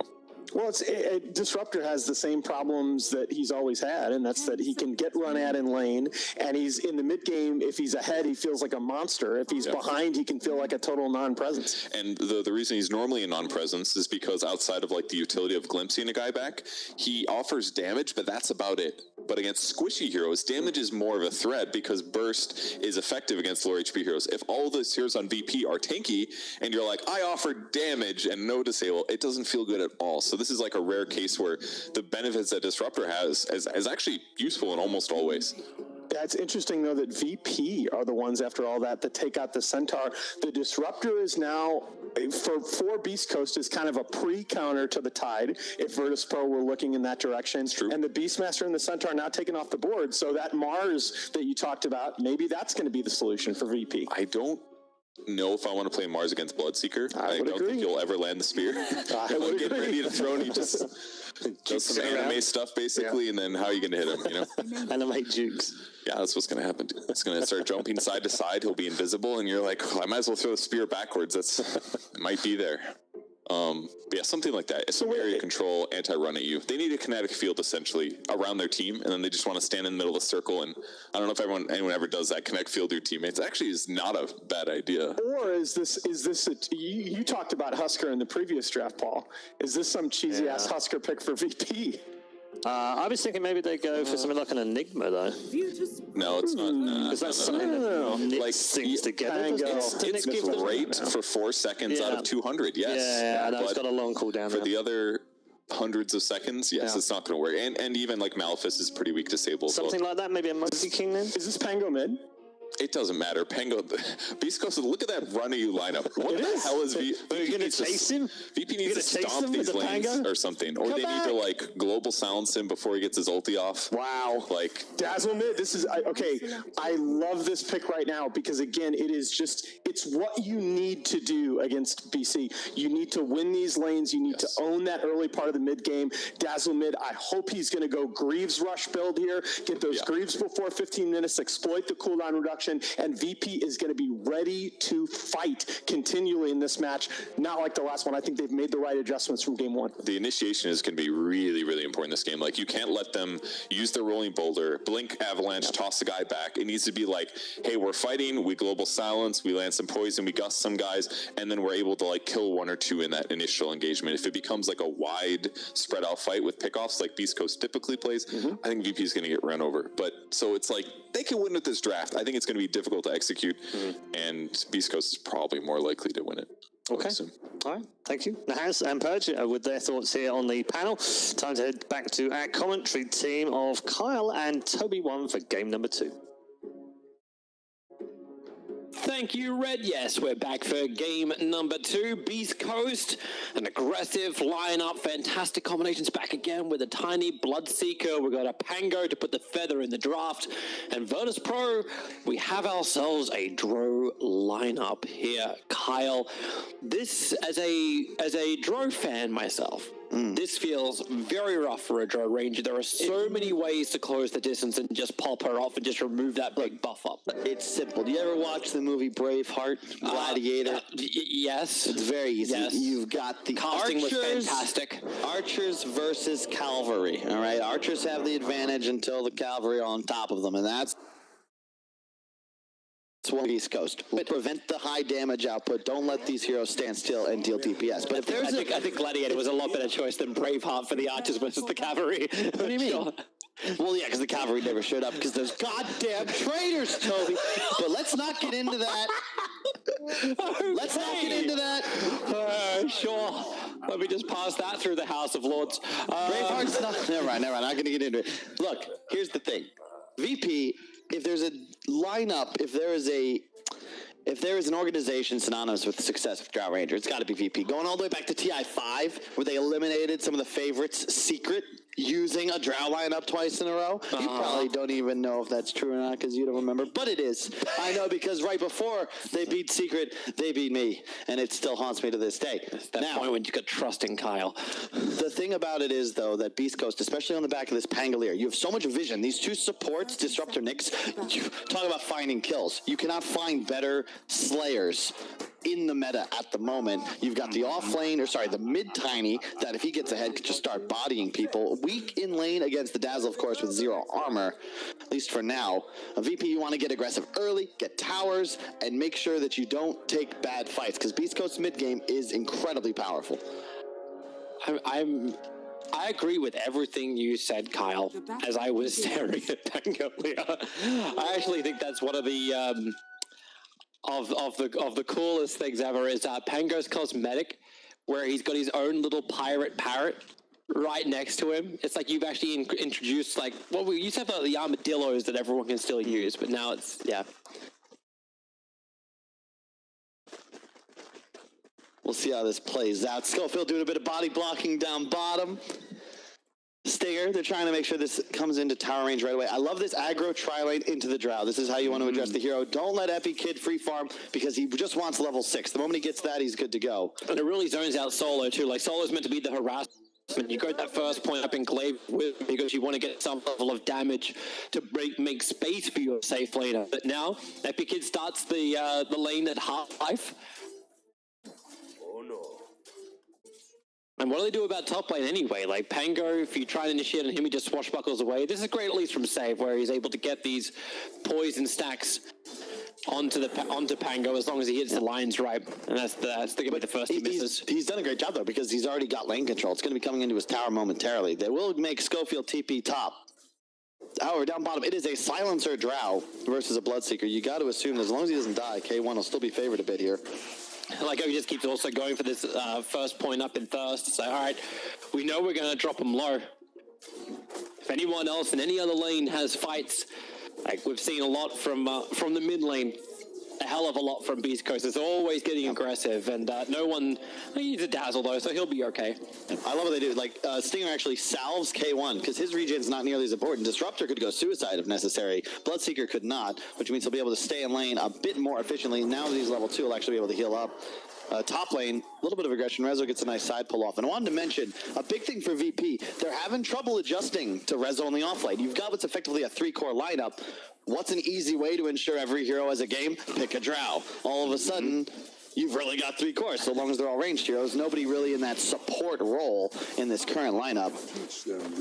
And in theory, if they can do well in the lane, they'll be self-sufficient in all 3 lanes and then able to cruise with everybody effectively playing at 2.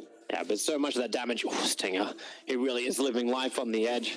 Solo and Epi have 4 tangos between them, and they're actually, yeah, you see Solo's net worth just starting to drop down. He has 1 tango. That's all he has on him at the moment. Well, that's a good pick off on the Dark Courier. No one able to get it against Chris. The bottle did get delivered first, however, but that's still not the most ideal scenario. And Stinger's going to do his thing, denies himself up.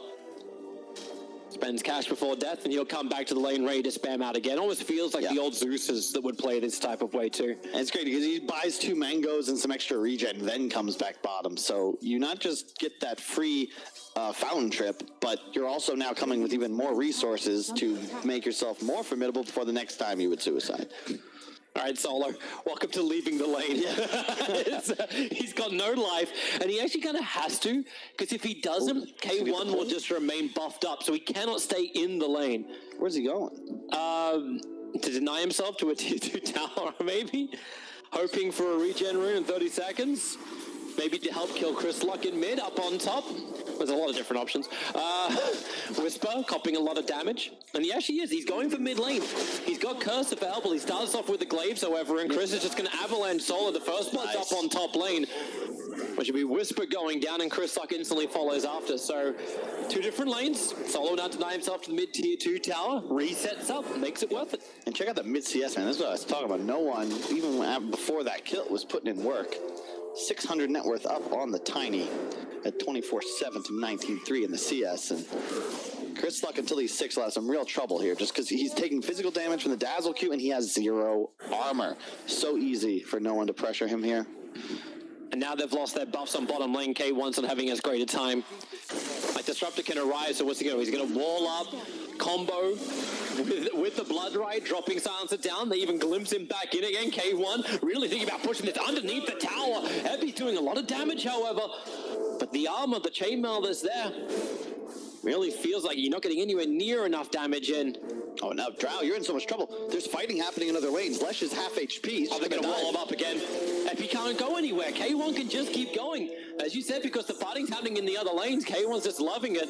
You'll have Save deny himself up, but Resolution's also quite low. Top lane had a total of maybe like 200 health between them. So Bloodseeker with 2 points in Thirst is unbelievably powerful. And it's great because once you get those kills, you're getting a free creep wave, you're full HP on the Bloodseeker now, and you're going to collect all 4 bounty runes on the side of Beast Coast. Immediately they've equalized, and it's just like what they did to Fighting Pandas. Your win condition on Virtus Pro is currently level 3. He's got to now abandon the lane. The Drow has absolutely no game, much like the Morphling in the previous series. But the advantage is that Dazzle's having a really good game. He just solo kills up the Tiny once again, sitting now at 2.9k in the net worth. But what does this go into? Once you have Necro Books, do you add more pressure? They're going to try and defend this tier 1 tower and bottom. Stinger copying a lot of damage from the tower, as well as the Curse. Tango regeneration will help him survive this, however. But Disruption out. Look for the follow-up split earth. Got to get the timing right. K1 connected on. Solo stays on top, and K1 can't do anything. He buffed himself, unfortunately, right before that went down. So taking 10% more damage. Not a huge deal, but definitely significant. Chris, I think he's dead again. He is. Yep, no one can just chase under it. He knows it. Oh, Chris. Nice one charges, but the poison touch is more than enough to finish the job. That was 40 damage per second physical, almost doing pure until he's in range of the +3 bonus armor from the tower. Not a favorable matchup for Tiny whatsoever. I'm very surprised they didn't throw somebody else there, but honestly, who would? Whisper on the Pango, then you have a Tiny solo top. No matter what, no one was always going to body his opponent. Here's the easy combination again. Disruption into Split Earth with a whole bunch of Edict damage. Nice. So Whisper will rotate himself down to the bottom lane. Bloodseeker's now up on the top. Dire's middle tower. Yeah, he's just following the Drow. Yeah. He's out in the jungle. That's the one big bright spot here for Beast Coast. Even though they're a little behind in both matchups, other than the Drow, he's still somewhat far away from level 6 and just really no game to speak of. No one. Chris Luck is going to start it off with the Avalanche, sets up a Skull Field to get that nice impale off with the toss-up, and no one still can survive through this. And with the Curse support arriving from Solo, Schofield. Oh, he's dead. That's a Spy Carabas, but yeah, he's used too many abilities and the poison touch. Chris is trying to help him up here, and it's enough. Yep, he'll live. Bottom, they're looking to maybe make a move here on Rezo, but he just hit 6. He's got that casual bracer, big fan. And actually, he might even kill Stinger. Nope, glimpse in time. Pull him away, and so Resolution can't land the stun either. But Stinger doesn't have a TP scroll. Resolution's too focused on the farm instead. Top lane, K1's going to go again. The Rupture is out over on Silencer. Has to walk himself out of the Blood Right. Save, going to go for the disruption. Scott Feltel and Third, what he wants to do. Stinger will die in the meantime, but a nice spike. Carapace gets the followings done into the Silencer because he does have the curse on him. Solo will get the +2. He'll lose his life for it, but it won't stop K1 from continuously diving the save under the tier 1 tower. Support's coming in. K1 has to cut through the trees and now run away as no one will arrive in the lane.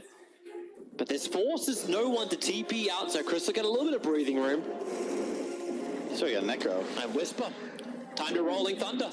Turn it around. Shield Crash. Almost out of range, and he'll break free to kill off Epic. It's so demoralizing playing against good Pango players. You just can't, there's no escaping it. You can only hope to run away, but Whisper hits him with the double rock and then immediately finishes him off with one right click. Already with the Javelin. He's having a nice game. We'll finish Arcanes off this wave. And once again, Beast Coast, 3 heroes, almost, well, top 4 in the net worth. No one's being a bit too bossy to think you can surpass him. But Vodaspro can really punish. So yeah, you've got that attack over in mid. So that's problematic, at least to say for the Draw Ranger, but at the same time, Nyx Assassin dies with Disruption on top. The Necro Book arrived, and this was really my question and where I was kind of leading. No one, you get farm, what do you do? Level 1 Necro Book, he teams up with Resolution, and they start forcing buildings. I like this a lot. I think a lot of Dazzles overspend. They go for like this double, no, they get Arcanes, they get one, they get all this, you just want a Necro ASAP, and that's exactly what no one did here. It allows you to pressure towers. You are so strong around the map, and because you have your ult up so early, I mean, the cooldown on Necro is what, how much? 66.5 seconds. They last for 60. It is by far your best tool for pushing towers, for farming, dealing damage in fights. Just get this up ASAP. Bit of a problematic position for Resolution. He still does a hell of a lot of damage. Scottfeld has to move away. Remember, he's ruptured up, and that's why Stinger's here. It's like, all right, we'll wall him, we'll attack him from range. Now K1's like, all right, I can come back in again. The Edict is gone. But Whisper, he's in trouble once more. No one solo and save, all chasing down this Pango. He has a hell of a lot of damage, however, but there's just no support because they were too busy killing off Rezo. Admirable effort. He does preserve his mid tower for now, at least. That Necro will be up in just 10 more seconds. He'll need a spike Carapace to try and save some kind of damage. Turn for a stun. Slows the creep wave, but the poison touch? Won't matter. He'll pop anyway. Nice play there. Not bad. They keep the tier 1 tower alive. It feels like the sacrifice they're willing to make. Yeah, we'll see how it plays out. Look at the warding as well from these two teams. VP all defensive, 4 wards assembled to guard the river line from the South American side. And 4 heroes coming to the mid lane to also claim it. So you start the damage on Resolution. Fortification is not available, so that tier 1 tower is toast. As the Invis Rune Shadow Demon, who's holding the Tome of Knowledge in his backpack, starts with Disruption off, and then the jump, Whisper, really nice hit through the backlines, combining with the Impale. No one gets deleted so quickly, and Whisper, under the cover of that Rolling Thunder, just keeps bouncing around, never-ending chain stuns onto Resolution to bring him down too. And Virtus.pro pushing up into the high ground, felt confident enough, they put the Observer Ward down, then they lost their entire team. And the Necro Books as well to make sure they don't kill the Nyx. And you can see why the last pick Pango comes in, right? This is arguably the strongest mid-game team fighter in Dota, and you can see why here. Yeah, sure, you can open up on Stinger. There's 4 VP heroes here, but immediately Dazzle's dead. That means fight's over, and this Rolling Thunder hits how many times? A TP in from Ektar, and even deep. I mean, I guess this is a 5-on-4, so they lose the Disruptor, sure, but you just can't take that kind of fight if you're VP. You're not strong enough yet. Structures are fine, but the issue is like the Drow is not a real hero yet. He is just farming woods. That's all he can hope to do. Like, that'd be fun if this was the old Drow and the ulti worked on the Ancients the way it did before, but it's not. You don't really recover as fast. Yeah, it's why he's not picked anymore, right? It's still here once in a while, but previously you get 6, you go farm this triple camp, you clear everything in 1 minute, no problem. Now you actually have to kill Ancient Creeps the old-fashioned way, and 2,000 HP is rather formidable when you're hitting for 90. Yeah, especially when you don't even have your treads done just yet. So like it flies on the courier now, 3 Wraith Bands and the power tread. So farming gets a lot more efficient now for the Drow Ranger. And you're gonna have to be concerned if you're VP right now, because yes, sure, you've got to, you're not behind necessarily, but look look how squishy this lineup is. Yep. You. That's why they're not fighting. Like, again, it's this top tier 2 tower push that's coming in. There's no fortification for the dire side, so it will be a tier 2 tower for a tier 1 tower trade-off. Even this mid tower is taking a decent amount of time. Whisper's not helping, he's farming on the side. But they planted down Observer Wall so they see if a fight does come. And it looks like Virtus Pro, they're willing to take it. The Radiant is scanning, they know there's no one sitting in the backline trees. The courier actually gets sniped off.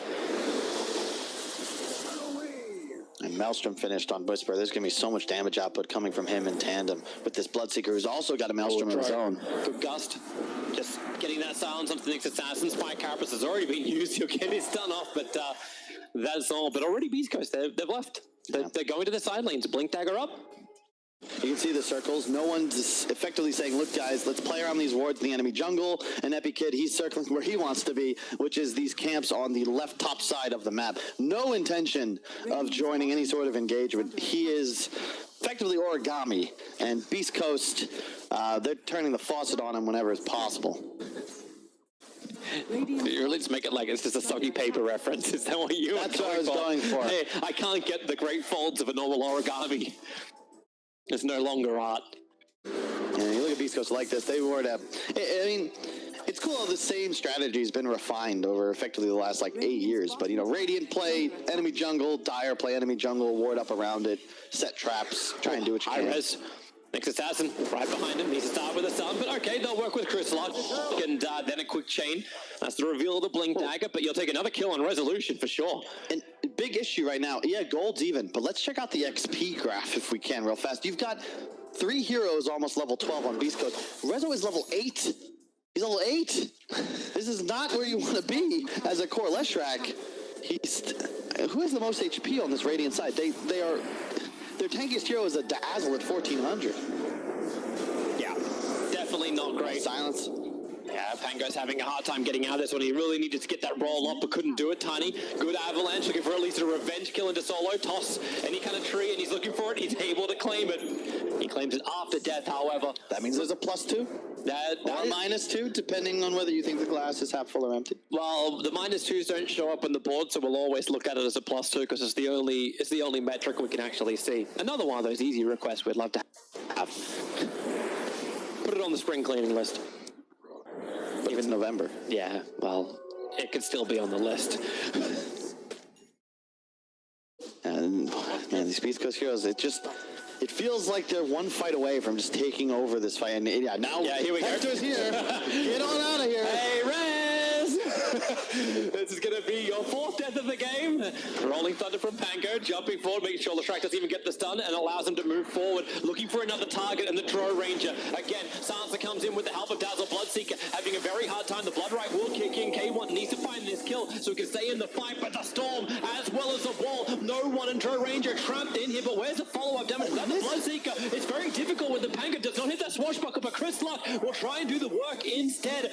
Maybe if one more attack. Now, there he goes. EpiKid will finally fall. SD did delay this. He'll end up dying as well. He might bring Stinger down with him with the poison. It does actually connect and save one hit away. Chrysalot will do it. Resolution. It started with his death, and it'll end with his kill if he can catch out Chrysalot. But there's no Yule Scepter. There's no control. Chrysalot just walked it off. He's level 8, man. You're not making that happen. The Chrysalot is level 2,000 HP, 22 armor. So we lost. So everybody got to die apart from Chris. Correct. And you can see there the issue with this VP lineup. The moment the Fox is in the hen house, there's nothing to do but panic. They had an active shrine. They had more numbers. They even killed the Bloodseeker right off the bat. It does not matter. They are simply too squishy as these backline heroes. The supports, there's nothing they can do. He even missed the swashbuckle, split the uprights. Otherwise, that fight goes here we go again. The wall's up, the Observe Ward on the hillside. It saw everything they needed to. And Solo at least gets the curse off. Doesn't commit the global silence, however. There's more support arrives. Whisper into the Rolling Thunder. Needs this to battle on top of Resolution. Gets the following chain stuns into save. Needs to get down this hill, however. The Bloodright comes in and the swashbuckle away to safety. No one ruptured up. They feel like going in. And Nick's Assassin, throw him in, turn on the Spike Carapace, get any kind of chain stuns you possibly can. But then EpiKid sits on the high ground, does all the damage he needs to. Stinger, once again, trying to work it with Chrysalot, but they can't get it when defensive disruptions there from safe. Finally, they will do so. No one will fall once more. It's Chrysalot on the wrong side of the tracks. Turns to again for the avalanche toss combination. Where is his friend. Whisper comes in, gets the disarm on the Drow Ranger, but now with the swashbuckle, he's gone in a little bit too deep. Tiny will definitely die, but he shield crushes himself down the hill and away to safety. Whisper. And Bloodseeker wasn't even involved, but he went back to farming a long time ago. It's like, I don't know what you boys want to do. I'm all for fighting, but maybe not just yet. Big thing, I believe, there wasn't a blink on Tiny in that engagement, right? He just bought that. I think he was doing Echo Saber first and just finished that plus the blink. Perhaps it was on the courier that died. No clue. No, but either way. He had the blink in the previous fight. Interesting. Why would he toss the Nyx in instead of tossing the Ruptured Dazzle out if that's the case? Questions. We'll check that out in the film study later. He had the blink dagger like 5 minutes ago. That's how they got the initial kill on Resolution. Notice how net worth, it seems no matter how the game starts, somehow Beast Coast's 3 cores rise to the top as their 2 supports fall towards the bottom. Beast Coast, now the masters of souffle. It's really hard to make a souffle. I know. That's why you gotta rise to the top. Although that was the cream. This is a nice. Oh, that's the cream of the crop. Drow Ranger with that double damage, and they get Roshan so quickly, and they give the Aegis to Dazzle. As everyone comes in close, gets rid of the Dire Observer Ward. 24-20. It is 18.5 minutes in. We've got 44 kills. Love it. Love it. Give me more. This is what I mean. VP, they're just like, we're done with this shit. Beast Coast, they're battlers. We're not having it anymore. You want to come and fight us? We're willing. And I don't necessarily think that that's a poor choice because so far today they've looked nigh unstoppable. And I love Ector's farming pattern. He's just continuously clearing this triple camp, staying near his team. They don't want to fight right now into the Aegis. Plus, Solo's silence is active. That's huge. If you can interrupt this Pangolier ultimate, it buys them the time to perhaps find kills before the Rolling Thunder can come through. Oh, no one won't get caught inside the wall, sending his Necro units up the hill to see instead. I also love no one scribbles across the map. He basically circled everywhere that wasn't his side of the map.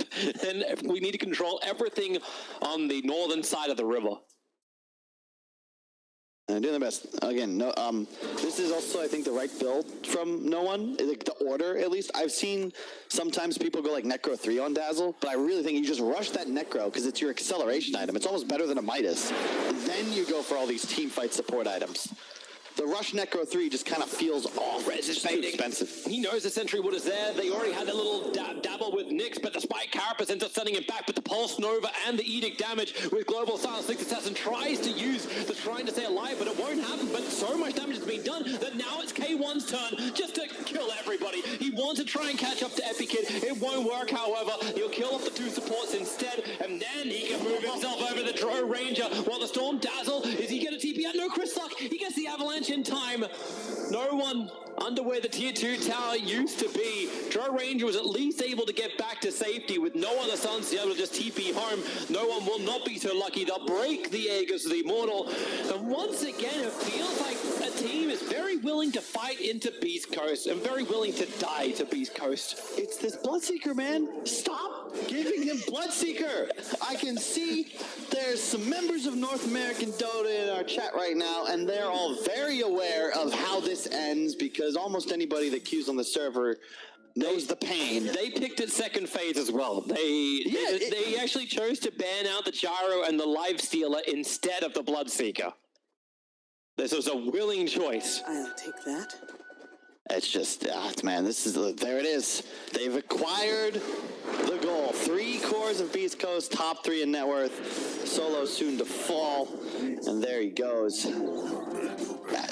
Your draft's too squishy. I like the fight. I like the concept that VP was going for. But where's the beef, Toby? Where's the beef that can get in front and actually tank some of this damage and upfront spells from Beast Coast?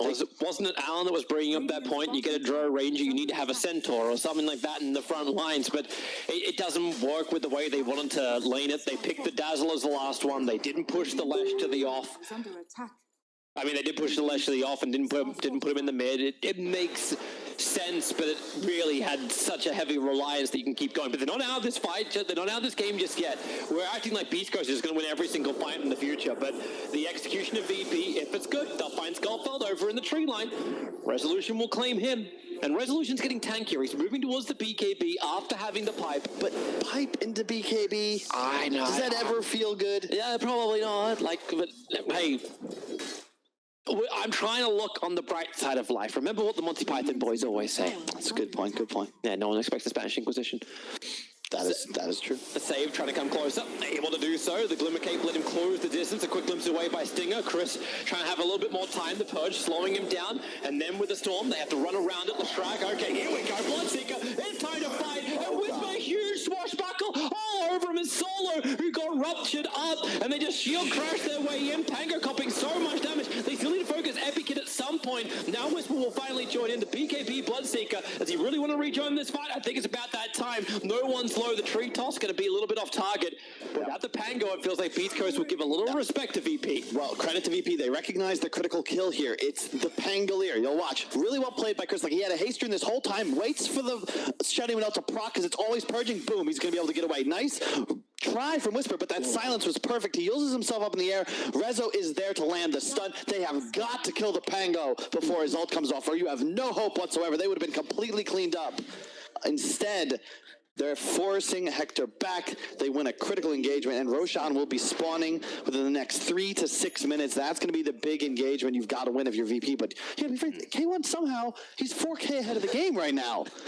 This man is unstoppable. Well, it's because he doesn't really die that much either. Like, he's 11-2. Hey, you lose the Pango. But this is what we saw from Beast Coast earlier today. Supports will die. Yeah. K1 does not. And he did back out of that fight. It felt like maybe a little earlier, maybe he could have got into the back lines and done a little bit more. But if he dies, VP gets so much. The problem is, the big concern with VP, look at the itemization of the 3 cores, right? You have Pike BKB on Rezo. There's no damage there. Your Drow has just a Hurricane Pike. Yeah, but she needs that too. Yeah, but for what? She needs a repositioner from the attacks of Beast Coast. From Ruptures? How do you juke Rupture? How do you juke Glimpse? I suppose if Tiny also jumps you as well, you're going to get hit by Avalanche. You don't need a positioning tool. You need the ability to deal damage. Your Dazzle has Greaves and a Necro. This is not a lineup that can afford to just go pure defensive because there's nothing you can itemize for that will allow you to survive Beast Coast. You need to have so much damage that a one miscue or perhaps advantageous positioning, a nice silence on the high ground, you have to win this fight within the silence, but no one's dealing damage.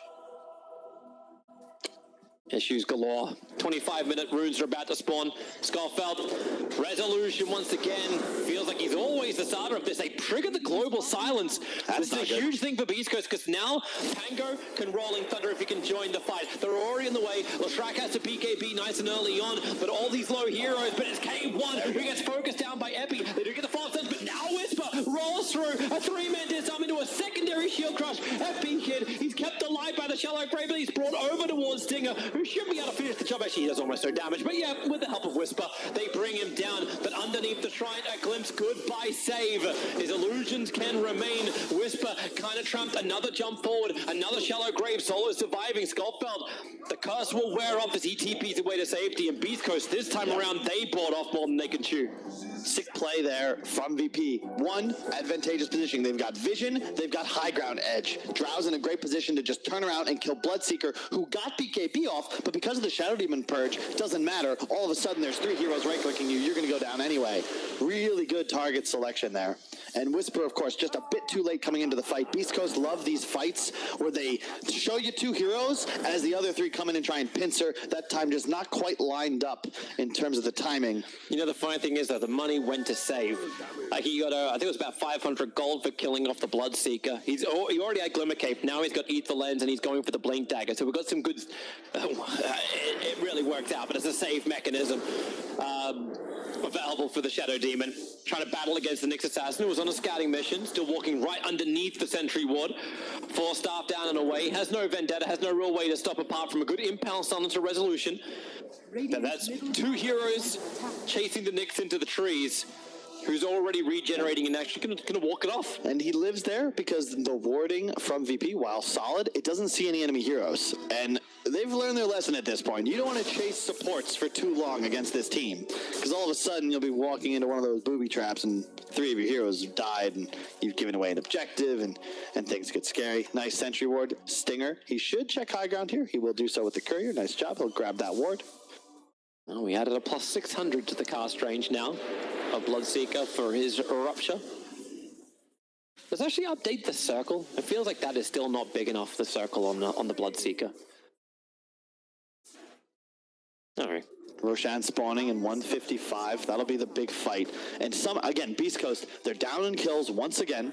They're down in towers, but they're ahead in gold significantly. And a big part of that is just that they continuously ensure that Hector, he always gets this Maelstrom first item on his Bloodseeker.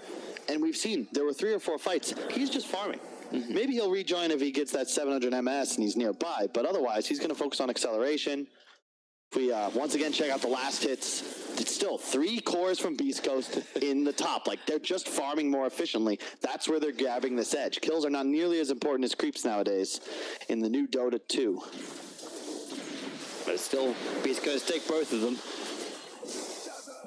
Pressure being applied at bottom. Chris will always be there to mop up. Going in for the full Daedalus true volley. VP, you want to try Roshan? Sure. Another example of an Ags that just... I love tree volley, cool. But why do the trees have to slow, Toby? Why do they have to take the effect of the Echo Saber? What? Who thinks these things up? Geniuses. Geniuses, I say. Gotta get out of range of that Sentry Ward. Nick's Assassin still doesn't have the Invis. Support's coming in from the Tiny. A little too close. There's the volley trying to create some space, hitting into Resolution pretty hard. But not hard enough, but now they smoke up. Virtus Pro. 5 heroes together do it. Yep, 30 the Bloodseeker was pushing the top lane. But look where Disruptor is.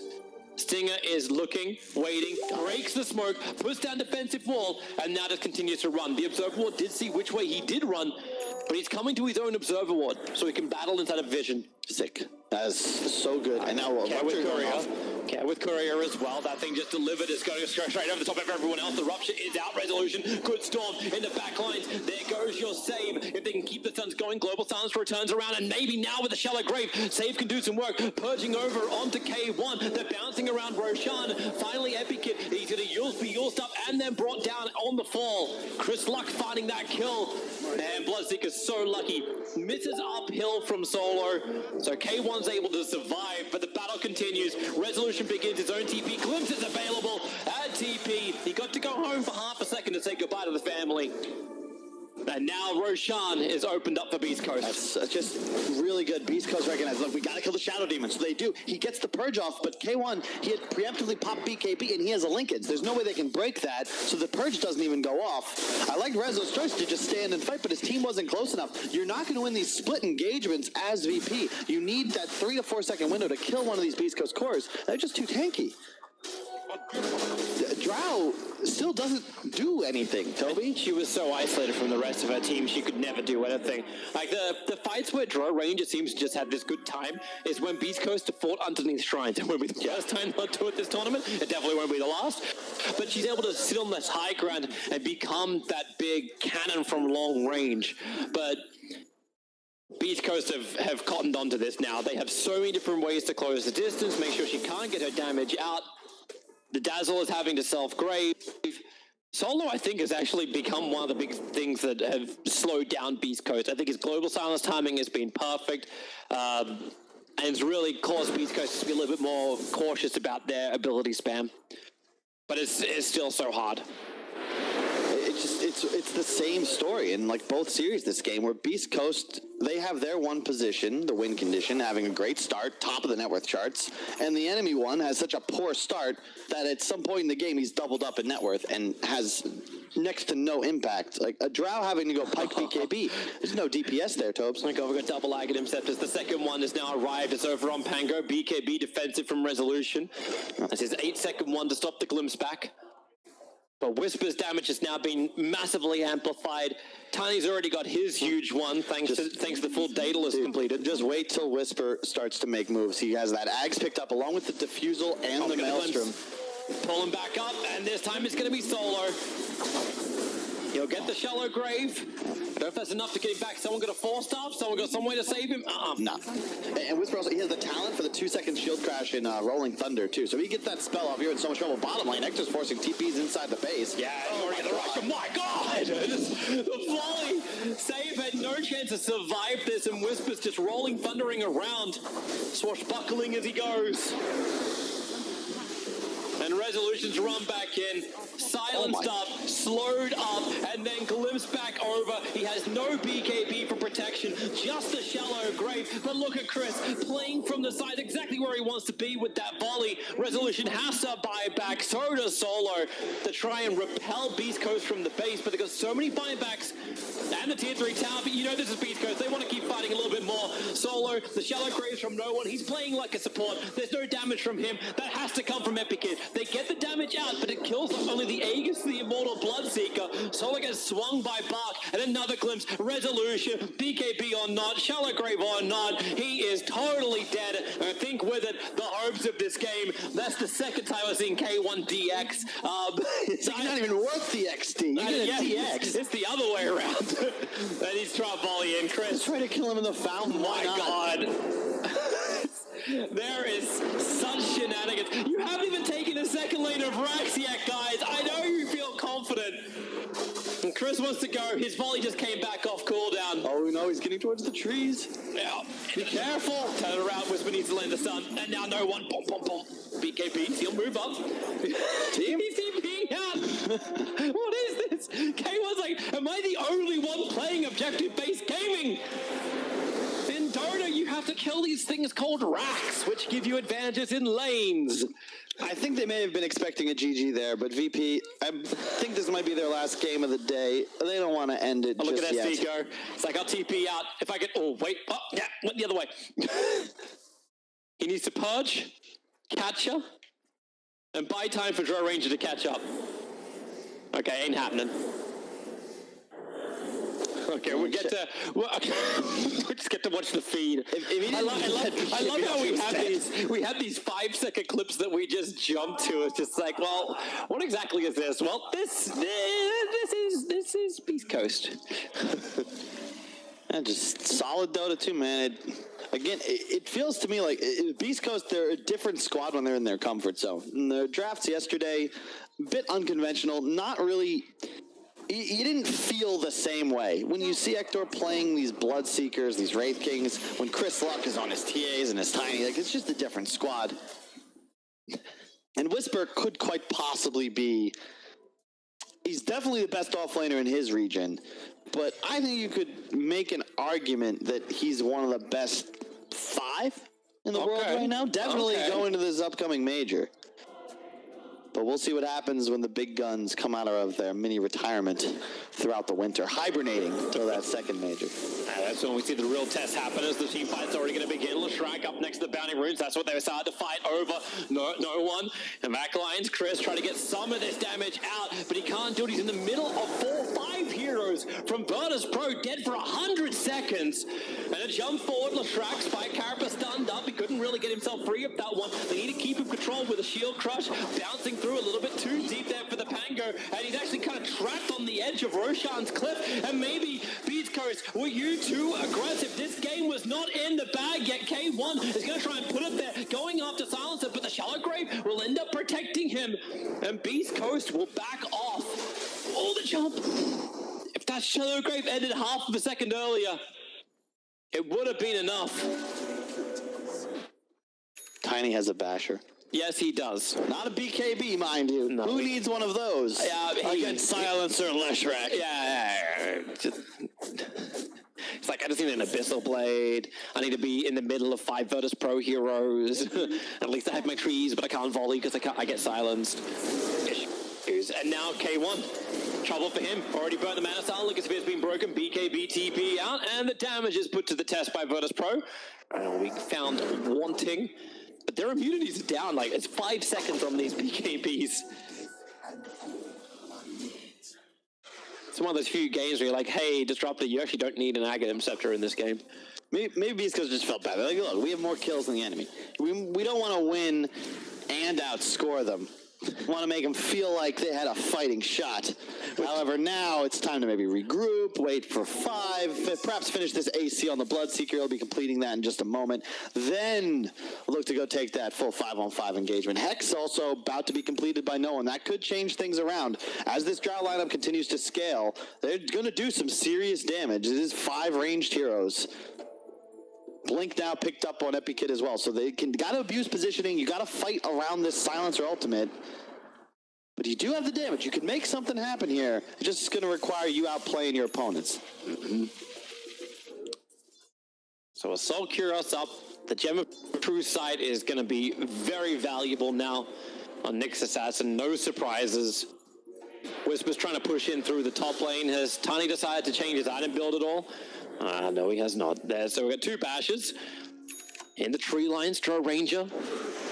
Looking for their own target. Just a couple of illusions of Bloodseeker scouting out the Rupture. Over on Silencer. Man, he takes so much damage getting pushed away by the Rolling Thunder. No, Whisper! Jump yourself down!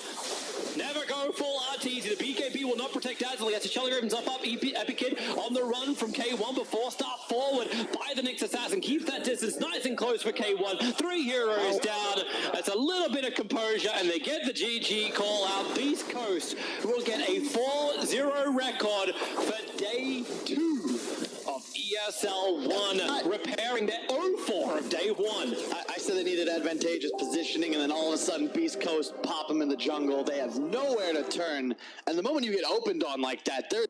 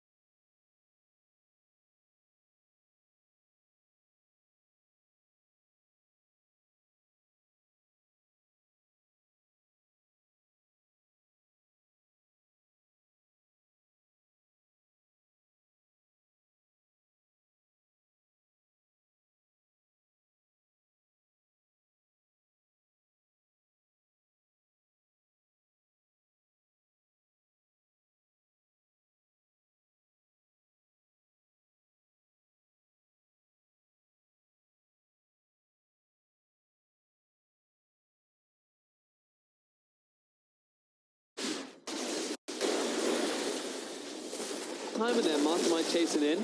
Ravage is expended. Now you're happy, actually. You could just go back towards Roche at this point. They used Chrono, they used Ravage, they used 2 big ultis very, very defensively, and instantly Viking GG, they go straight into the pit.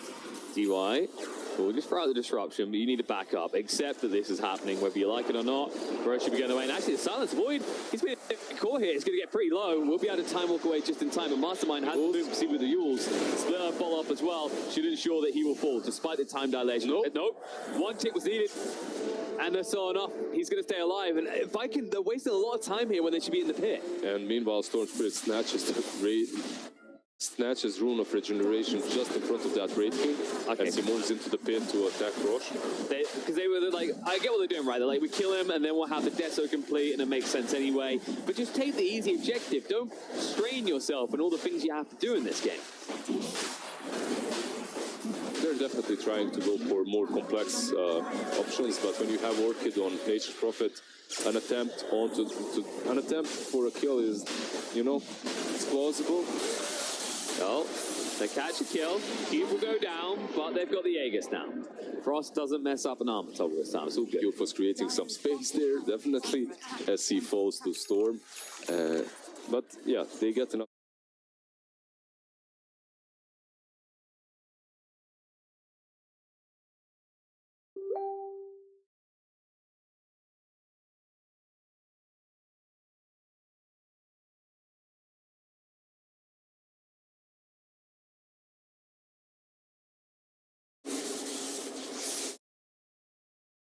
Ivan dragged back. Does have to win his curse, but they're splitting up enough that he can't use it at all. Finally throw it out onto the Storm Spirit. They have got the Rainfire Blast, arrow through as well. Stack your stuns with the silence there. Storm is dead. Buyback comes out from Wyvern. DY will look to escape, but the Yules is on point, ensuring he will not get out. And they're going to keep hunting. There's another Yules. They're moving in. Split up, going to come out, and they have the follow-up Rainfire Blast. This time, Void is going home in a body bag. Yeah, I just love the way Viking GG are playing. Bone 7 on a triple kill with this Orchid, definitely paying off. As that Orchid and 3.7k gold. He could actually have a mini Doom very soon if he buys that Nullifier before the blink. he could just be a Doom on his own, porting wherever he wants to. And Storm Spirit, that was a good attempt from him to take down Winter Wyvern, and he did it. But at that last hit, he stood in the spot for a bit too long. He got clipped by Winter's Curse. Once you get clipped by Winter's Curse, you're as good as dead. They have way too many spells to follow up with. I believe one mistake was Shadow Demon using that disruption a bit too early there. Ravage is fairly early actually because Storm Spirit is on the return, raping the target, but he's got so many lives to work with. It's not the one you wanted. And Zhao Yu sprouted in, gets caught like this again, but they don't have the damage to follow up. Yep. He's on half HP. What's happening with Vici Gaming? They're using these big spells for targets that they shouldn't be using them for. They're testing their buttons, seeing if they work. On the back line, there's a snipe out. Marana will go down. Frost, Armor, Togglin's trying to escape the Chrono, connects under 2, and that's going to be the Aegis going. 100 seconds without Reincarnate. They can punish this now. Brave King has no support. And a turnaround. I mean, you said what the hell's happening. I'll tell you what's happening. There's Vici are putting themselves back in the game.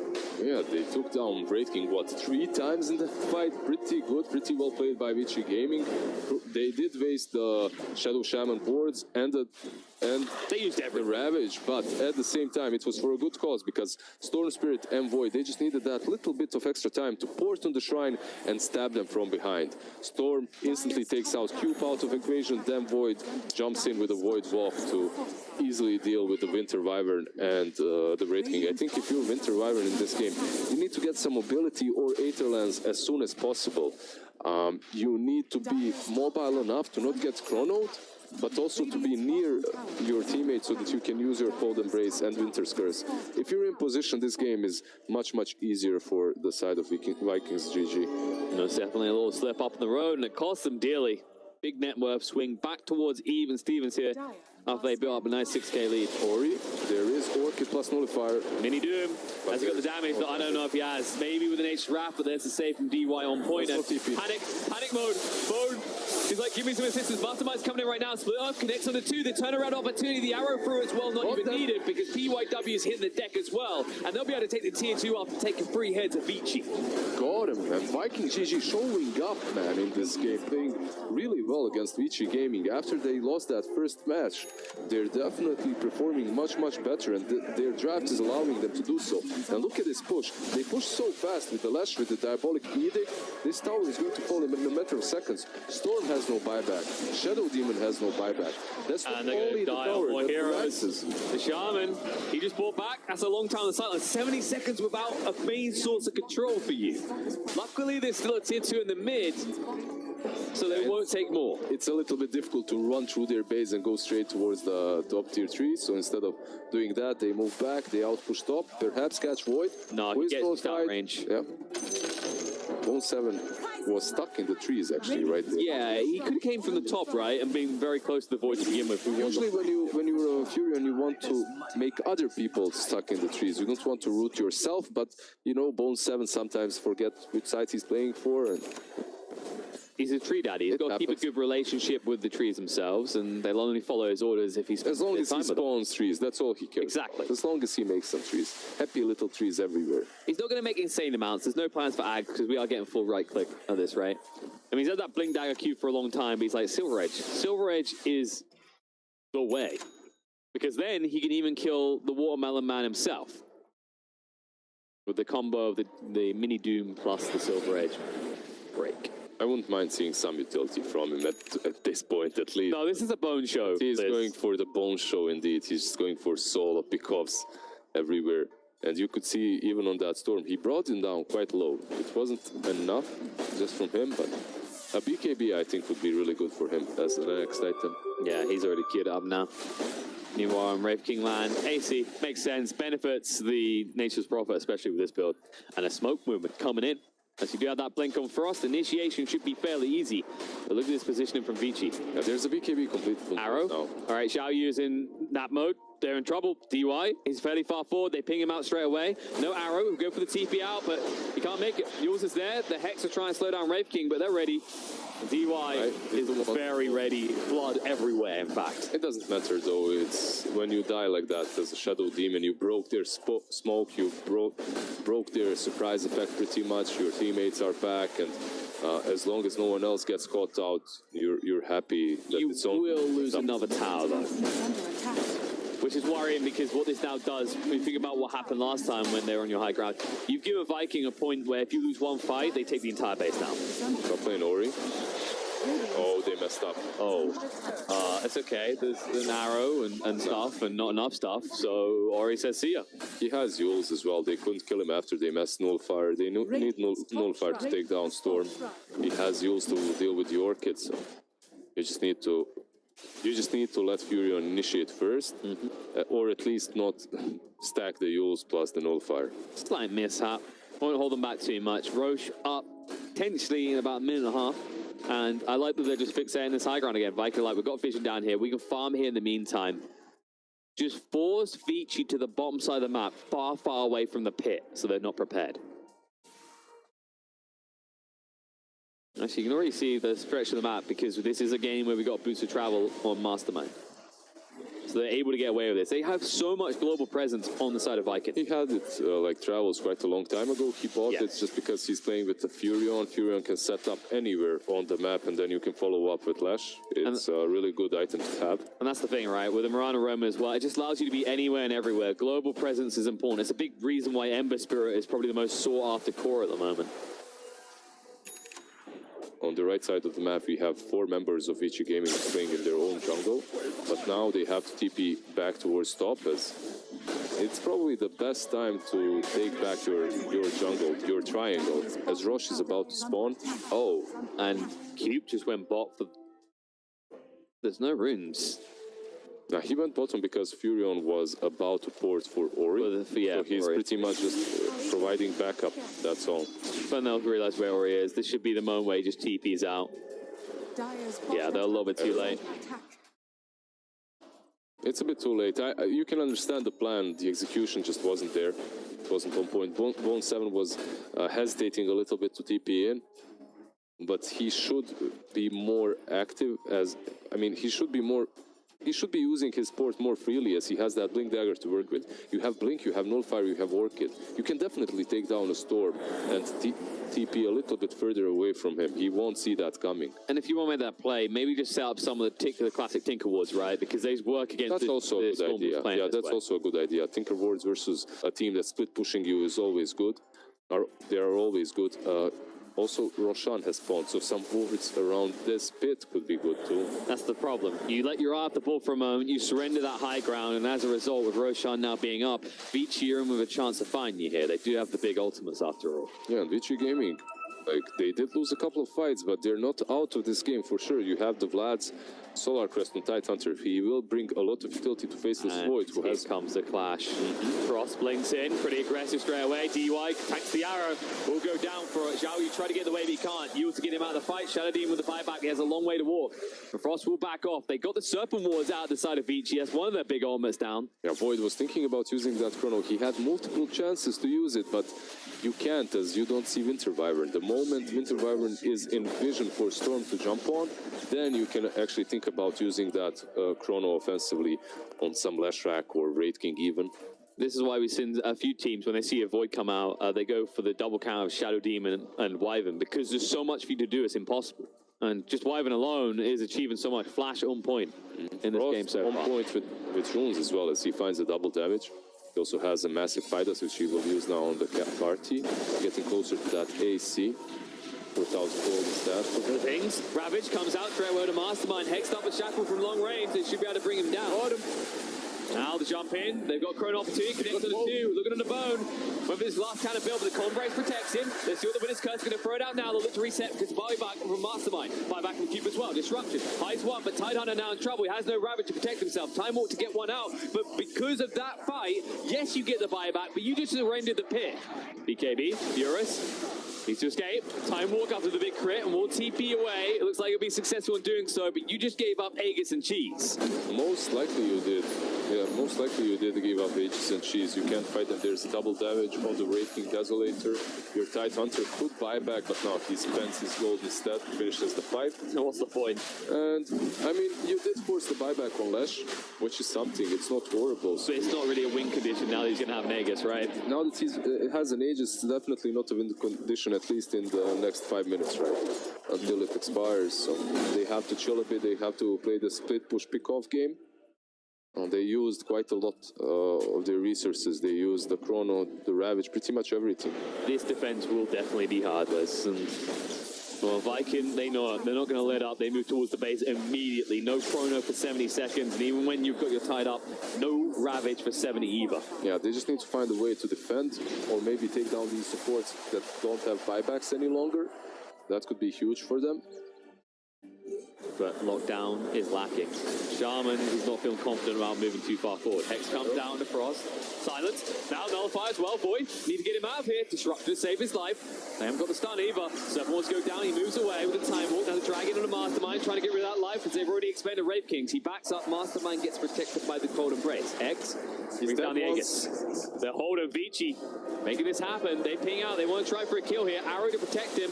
Does get rid of Shadow Demon for the moment, but now they're moving the action back. Mastermind is not master over life, only over death. And Eris chasing out, looking for more, but that's immediate back. If I can say we're done here. I think I'd call Storm master of that here. Or maybe this Void who's chasing Wraith King in the river. Wraith King dies the second time. He had the cheese there to work with, but why waste it? You're most certainly dead anyway. And this is a problem. Like, you have that Aegis, you have that cheese, but you don't have buyback from Lash. And if he does manage to die twice, suddenly you're playing without a Lash for the 70 seconds, which will allow Vici Gaming to completely take over the Dari jungle, perhaps push a couple of tier 2s as well. And yeah, the team fight, you think Viking GG should win it because there's no big spells on the side of Vici Gaming. That's true, but when you're pushing high ground, it's very difficult to go for these kills without actually getting a couple of pickoffs first. Storm zips in, goes to Fountain, zips in, goes to Fountain. He deals way too much damage. Ori just destroyed them. And you jump the gun because of that window that was mentioned, right? Where there's no Ravage, no Chrono. In reality, if those things are online, Viking would have fallen back to their base strategy. You push in all the lanes and you split them across the base. But because they don't do that, they focus all their efforts on one location and make the defense so simple for Vici. That's definitely very well put. It happens so many times. Like, a team is just way too eager to take their advantage, you know, and just exploit it to the fullest. And usually you become way too greedy in those situations, and that's exactly what happened here. I can't blame them. Having Aegis, having cheese, and knowing that they don't have any big ultis, you expect to be able to take something away, but not only tier 3. Sadly for them, Vici Gaming, they're just a strong team, such a strong team, especially when it comes to defending high ground, that they know exactly what they have to do, and they did it. They executed marvelously well there. Storm Spirit and also Shadow Shaman playing that really well. With that, Aether Lance is able to shackle people a mile away, just keeps you disabled forever. It's kind of that conundrum when you're like, I am in control. But the fact you have to keep telling me you're in control means that you're worried about something. And because they put themselves on the clock, Viking get punished and things calm down. They still have a net worth lead. So there is a concern because Mastermind, it's not as bad as last game, but he's fallen behind all the other cores again. By a decent margin. And when you get to the super late game, what have you got on Vici? You know, you get the Storm Spirit and this Void. What's your comparison on Viking? Wraith King and a Nature's Prophet, who we've seen can be blown up in an instant because he is basically a glass cannon. He doesn't have his braces anymore, Liz. He sold his braces. They took away his bracers. Now he's not nearly as strong as before when it comes to sustain. Has none of that utility that we talked before too. But if you get something like an Abyssal on Wraith King or a Hex on Furion, suddenly you have that burst damage as well and control. That I have you now moment. Exactly, you can catch them off guard. You can kill off Storm or this Void fairly easily. The only problem is the Lincolns that Storm has bought again. Or he definitely likes this item. Yep, can use it for himself. Most likely in this game he will, but he could use it for the Void if need be as well. Especially if you're going to lead the way, because remember, what has been stopping Void from fighting? Winner's Curse. What do you do when he BKBs? You Winner's Curse, but not if there's a Lincoln's on him in this game. So that might be the play. Look how deep you are on the Winner Curse here himself. Flash. He's waiting for something. Could use the Shadow Demon there to take him down, but then you were wasting that ulti. Alright, this is the ball. Get the hell out. See you later, guys. Done my part. I'm going to flap my wings and fly away. You probably won't have Wraith King up front to eat that Arrow gets knocked down by the time walk forward. The Chrono's going to be there. The Sprout, they're interrupting the Yorks as well. The Ravage follow up. Use on the wire with everything to kill off Flash. Instant buyback. He drops a gem on the ground. Down the side. Science coming out. Looking for the target. But can they get him? He's dead. No, he's going to get him. Storm is down. Ori out for the count. The buyback's coming in. Prophet looking to get involved with the fight again. And Mastermind chases down with the BKB. Finds PYW. Blink away. All the way away from Frost. But the chase is through. The Nullifier is out. Shadow Demon being slowed down. The Ray Fire Blast follow up as well. He's going to hit the deck. He doesn't have buyback. Shadow Shaman. Buybacks, but there isn't really a whole lot that he can do. I think they will force the Storm to buy back too, as this is a high ground defense that they have to make. And there we go. They do it again. I'm not sure. They haven't got the wards this time around. Hex coming out. Wraith King being slowed down a little bit, but he has the reincarnate. And Bone has joined the fray. They don't have the wards. They don't have Chrono. They don't have Ravage. We've seen this too often. We've seen Vici pull off miracles. This will be the hardest moment of the game for them. As Frost is relentless in his attacks on these buildings. Arrow, Void! Yes, that's the win for them, but they can get him. He has got buyback, but he can't afford to go down like this. Not like this, not this way. He'll be able to move away. Yeah, they and can just don't smash have saves enough the day. damage versus that Butterfly, and they're forced back, but they got what they came for. They took second side away from Vici Gaming, and Viking GG, they're keeping us on the edge of our seats. As what will happen next, Liz? Really well, yeah. Anything could happen next. You know what will likely happen next is Roche. In a minute and a half, it could be up. And when it is, here is the critical moment in this game, because Vici Gaming will have all their big ultimates. What likely is going to happen is Ori is going to cry real hard that he bought Lincolns instead of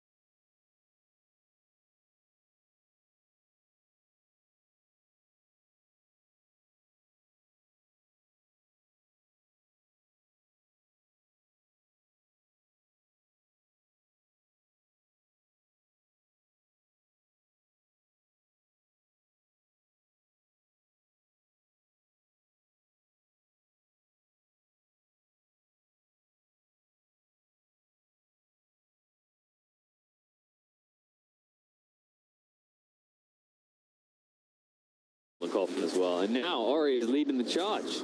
Smoke movement. They want something to connect on. And Bone, he did buy back, so you can't get caught out like this. The pings come out, he'll back away. Need to reset, reposition, because Vikings still have control of the high ground here.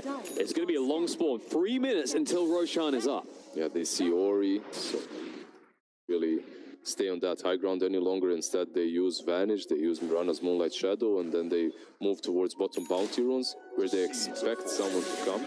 Oh, Ori. He's not going to fall for it, he says. He'll go for the TP out, the cube. Doesn't have the arrow, doesn't have the vision.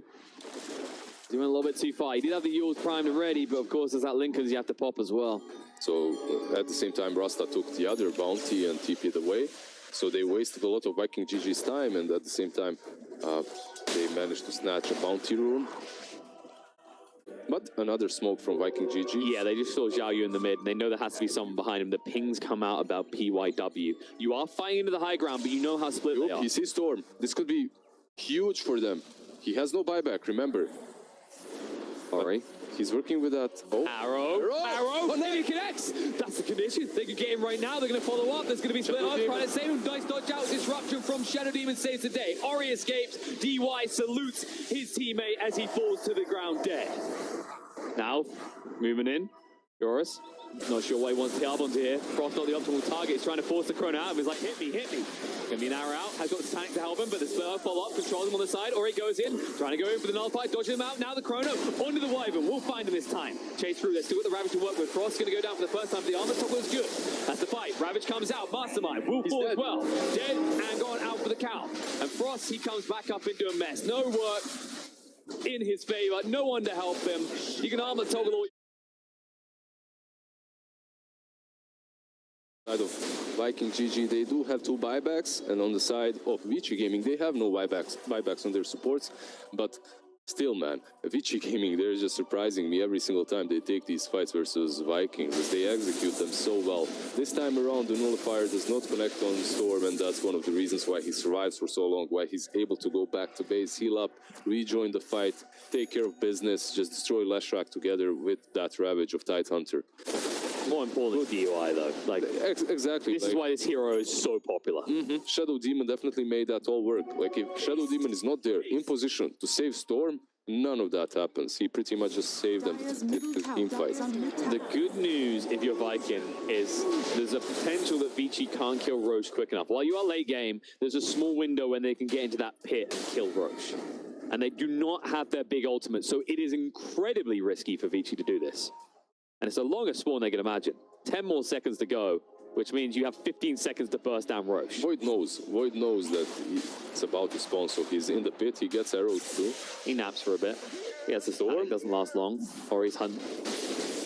There we go. Heroes is going for it. They need to get the heroes here. Flash is nowhere nearby. They can go for this Sages, but it is difficult as everyone is respawning on the side of Vici Gaming. However, Roche will die by the time anyone. They're not in position at all. Yeah. Arrow, Tide tanks it. He plays a game of fetch with it, in fact, and keep. Purge tries to jump in, grab something. Instead, he's going to feed over a gem. No. Oh, that. Of course, it's lag. It's got to be lag. Though. I mean, Cube is already dead. Yep. And they see Winter Wyvern. They can go for him as well. Does Cube have 5 back? He does. So it's one of those awkward moments, right? Because Flash doesn't want to TP to the shrine because he wants to keep open to his cores who are respawning, but that means he's never going to make it there in time. Void also just got another Aghanims. That's pretty good for him. He's the one that picked it up. Now there's Chrono into missed opportunities afterwards, no longer going to be there. Instead, you're going to lose a hero, chase through, time dilation on the Flash, has to use the Winner's Curse and run for the high hills. But this is falling apart for Viking. Apparently their PCs are falling apart as well. Falling apart, exactly. As Mastermind disconnects, they said they have some lag issues. Vikings, they were completely in control of this game, but then Vici Gaming somehow just outplays them around that high ground of theirs, around that shrine of theirs. A couple of times. First, the defense that they put up against the Aegis and the Cheese was really incredible. Very well played by Ori. Then they lose again a fight in their own woods. Also because of Ori. He jumps in, gets nullified, orchided. But after that, he learned his lesson. We haven't seen that mini Doom on him at all, the Orchid plus Nullifier, as he's able to just zip around. And it's not really easy thing to accomplish versus a Storm. Like, nullifying and orchiding him, he's most likely going to be able to either pop the BKB Yules or zip around before that projectile connects. I think the way that we're going to assess these games at these rates is not really desired much at the moment, is the name of this series should be How to Lincolns, because now 2 games in a row, it's been the Fawn and Viking side. Right? For a while, Void was very paranoid about his Chronos, but there's always Lincolns now. He doesn't care as much about the Winner's Curses. Same for the Storm Spirit. And last game, we saw it on the Lena, picked up to enable her carry. And Viking, they just get stopped dead in their tracks every time by that item. Who's not stopped dead in his tracks is Leshrac. Mastermind is back, and he wants to play some more, but Cube says, no, wait. Want to chill a bit. I need some more. He wants to negotiate the gem. No, I'm not. Like, guys, if I give you Flash, will you give me the gem back? Mastermind is dead again. Never mind. He's out. Okay. It's okay. He's hard to kill when he gets back, though. He does have an Aeon Disc and a BKB. The bad news is that in 20 seconds, Eurus is going to have a Chrono, and then he'll have it every 60 seconds afterwards. There's definitely difficulties that they're about to face, and I'm not their PCs, but just how much they'll be able to do. Surprised that there's no Abyssal from Wraith King, but yeah, considering you're playing versus this Butterfly, they just had no damage versus the Void. For the longest time, they couldn't take him out of the equation because they just don't hit him. They just miss everything. So MKB is definitely a good option. That's the thing. He took the backtrack talent. Like, this is the most frustrating thing imaginable for you. Backtrack plus the Butterfly feels bad. Yeah, that AoE talent for Chrono can be really good, but sometimes it just feels like it's hurting you more than benefiting, right? Like yeah, when you got heroes like Storm, especially, right? Exactly, your allies can't hit. Some of your teammates get clipped by it too. Like, I like to call that the "it's all about me" talent, right? In your pub games, you want everyone to know that you're the big man with the 5-man chrono. The problem is you get all of your 4 teammates in it as well, so it's a 10-man chrono. Makes for an interesting game. Well, Viking are trying to drag this one out to the hour mark if you technically count in the pauses. But hopefully we'll have them back soon. You got to look at what the next big play is. What is the big opportunity for Viking to bounce back? There's a lot of gold sitting on that Wraith King. You mentioned the MKB. I think that's locked in. There's no really any other option you can go for in this game right now. Wyvern, you haven't got buyback for a minute and a half, and I'm pretty sure Vici is going to be on your high ground by then, so if you can pick up a blink before then, great, but you just used a Winter's Curse that's now on cooldown for 75 seconds. Yeah, that Winter's Curse is a big spell that they have wasted right now, but he needed to get out. Die. He doesn't have buyback, so... I mean, he could still die, because Void, he took that Time Walk range. He can reach in 1 second. There's Storm, yeah, he doesn't have a lot of mana, but he will regen it up in a matter of seconds, and then he can pursue too. I mean, you could literally just cheese ball in, because you know that this kill is worth it if need be. But yeah, I don't know if it's worth the cheese. Like, if you see Mastermind, though. Mastermind has Aeon Disc, has BKB, Yules as well. Still killable, you got a Void. Definitely. With the Void, definitely killable. The good thing, though, let's look at the silver lining for Viking Shaman's PG. not there. Shaman's not there, and Furion... You have Furion versus... Can be anywhere. It can be anywhere, and you have 2 lanes down with the Furion, so it's always very easy to rat and pressure that throne. And maybe that's what you can play around. The only problem is there's Storm against you, and usually he's one of the best heroes to punish Furion rats. There's loads of easy ways, right? Think about the Shaman, 4-staff, Aether Lens. He can catch you out just as quickly as you can catch him. Gonna be one of those ironic who is the cat and who is the mouse in the game of cat and mouse. There's no one else that can really make that play. Sure, Mastermind could TP down, but you don't double the risk in one lane. Maybe you send one in each lane. The problem I just see here is if Vici reach that base down the mid lane, they're just going to look to end the game right now.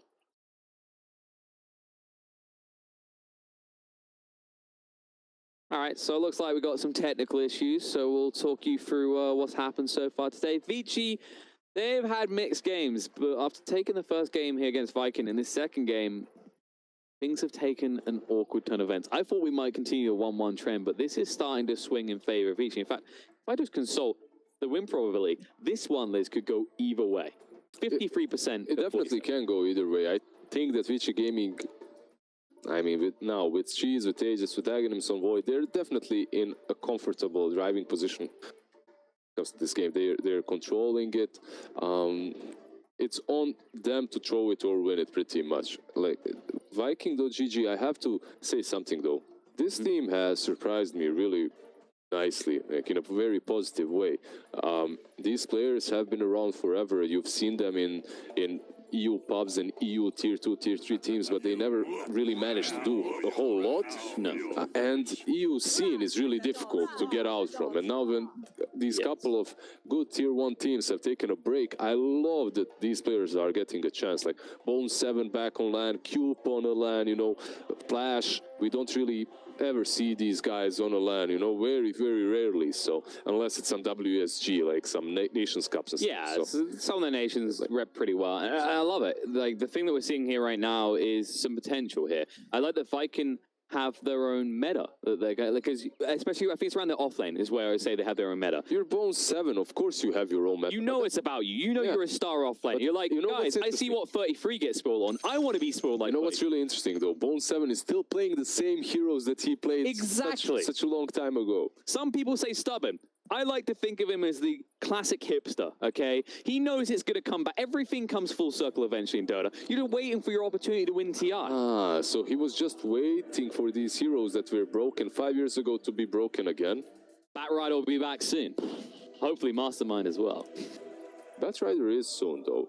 Well, he's been, just a short while ago he was here, and now he's gone on nap time, okay? Because, you know, you want utility now, your offlaners, whereas he's that classic example of, I'm going to kill someone. Some teams love to play it still. Like, some players also love that bat.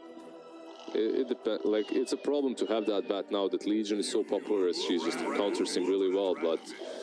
you just want utility, and the mints of the game right now is your offlane usually gets to get thrown under the bus to an extent, right? The best way to counter a player is to break his PC, right?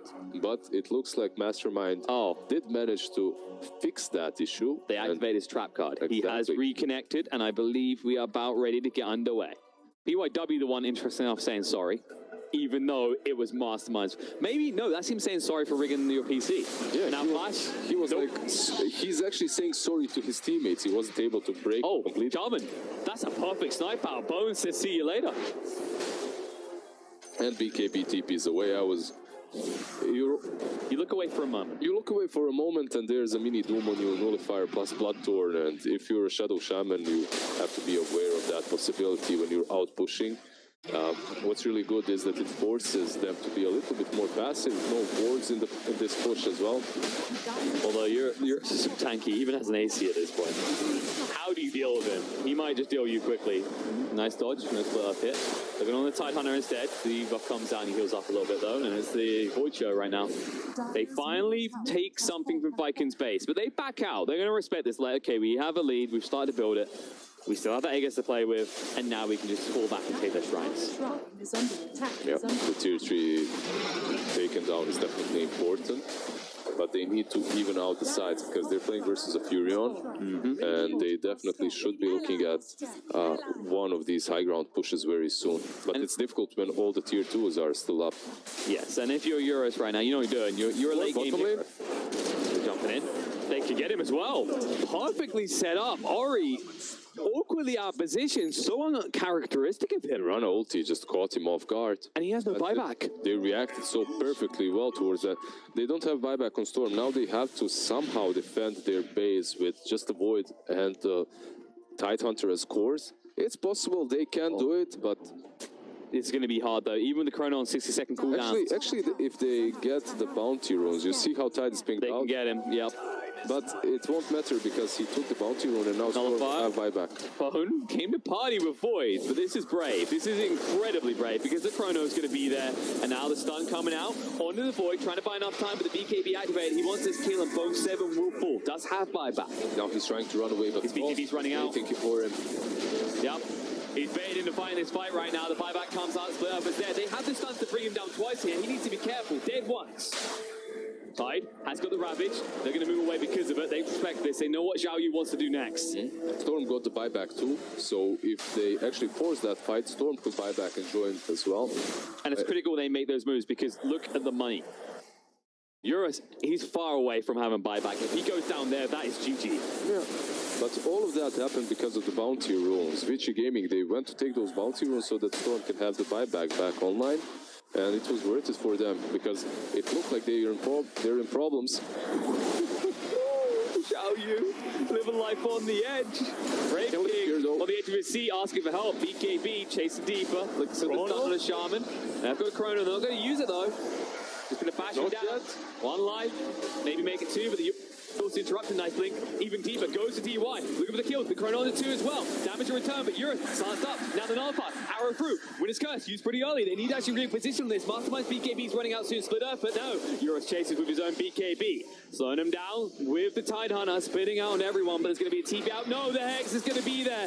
Mastermind. He tries to TP under the nose, but PYW with the gem was feeling confident enough to move forward. He also has that buyback to work with on the Lashrak, so it's not the end of the world for him. They can perhaps defend the high ground, but it's going to be difficult. That Aghanim's on Void means so much. That the last rush that gave them the Ags just allows Void to be active constantly, as that cooldown is just, what, 60 seconds on Void? Instantly onto the high ground push, and Chrono up in 13 seconds again. They're not contesting him right now. Bone says, guys, I'm a nature's prophet. I might be able to right-click build, but you know what I do when it gets late? I get ready to push. And Shaman's arriving. Look at Bone. catches him out. Silence is there, arrow through, but gets dodged on the side. And Bo2, he's already fought back. He's going to go down 120 seconds dead, and Void's still in your base. They're pinging the throne. They're pinging the throne right now. There's no Fury on. They can definitely go for this. However, Lextrack does have that buyback. They don't know that yet, though. Yules into the arrow.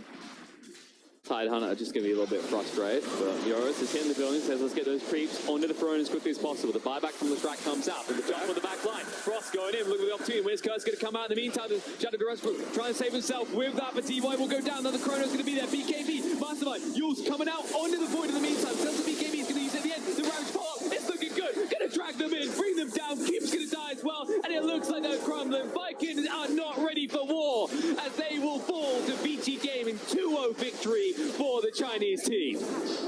Just magnificent performance from Vici. Even when they were far behind, even when they were against all odds, they were fighting against cheese, they were fighting against ages. It truly did not matter